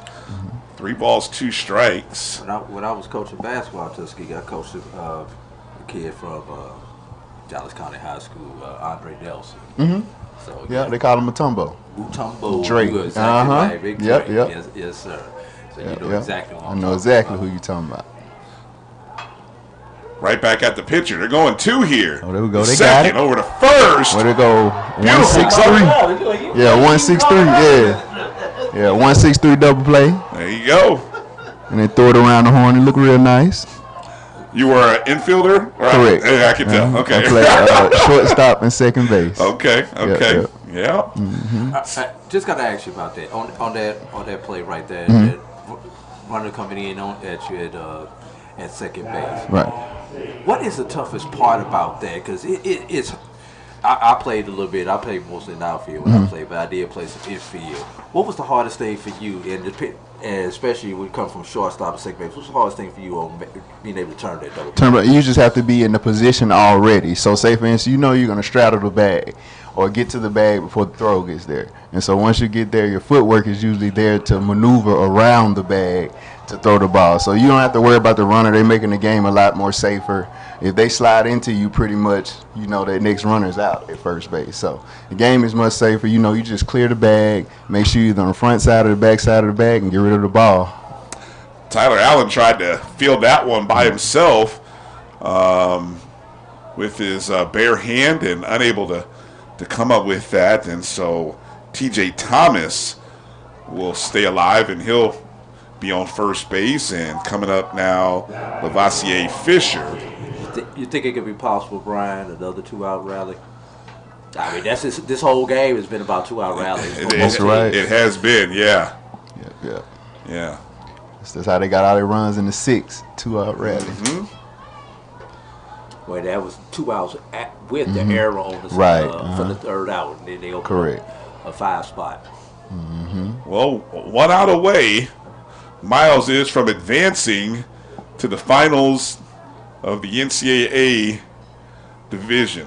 And that ball gets by the catcher. Runner advances over to second now. And I wonder why he was already there. They're playing behind. They were giving him second base. At this point in time, go ahead and take second base. You shouldn't even had to wait for the pass ball or wild pitch, however they scored that. You should have already been on second base on that first pitch. So Fisher's at the plate here. How long will you guys be? Will you be here for the second game as well, or what time? I'm sure there's a time. Yes, sir. We'll be here for the second game, but we'll have the kids back before school dismissed. Okay. Okay. And so we're only about an hour away. Yes. All right. Got to get them on a regular bus. Yeah, that's right. And shout out to the bus drivers for bringing them down here, because we know every school district is facing bus driver shortages. That's right. Yeah, the teacher shortages as well.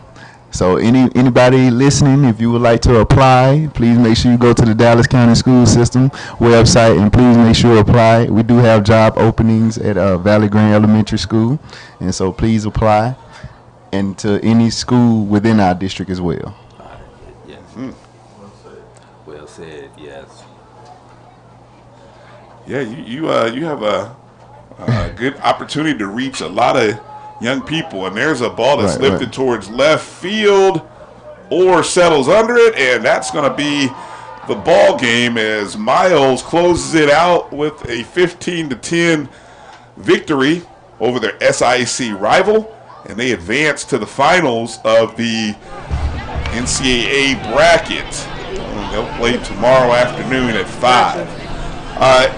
Any final thoughts? Anything you want to add, or anything maybe we forgot to ask, or that you'd like to plug and promote? Principal Solomon, go ahead, please do. Well, I would like to say thank you for this opportunity to present this information to you all. I would like to say to change lives each and every day. And I love baseball, so it was a great opportunity for me to get out and come watch baseball and expose my kids at the school to baseball and different ventures that they have, not only in the major league, but as in black college baseball and any other venture of baseball. So. Yeah, and spread the word with your peers. The more young elementary and middle, junior high student, high schools that we can have out here for these events, I mean, it's a great opportunity. So spread the word. And this is what I love right here. The kids come down, get those high fives, and they're really soaking this up. So congratulations to you, your staff, your teachers, the parents, everybody it takes a community and a team effort. We know. So congratulations and best of luck the rest of the year. Thank you. I appreciate it very much. All right, we're going to take a break and come back to wrap up this ball game. You're watching the Tyson Foods Black College World Series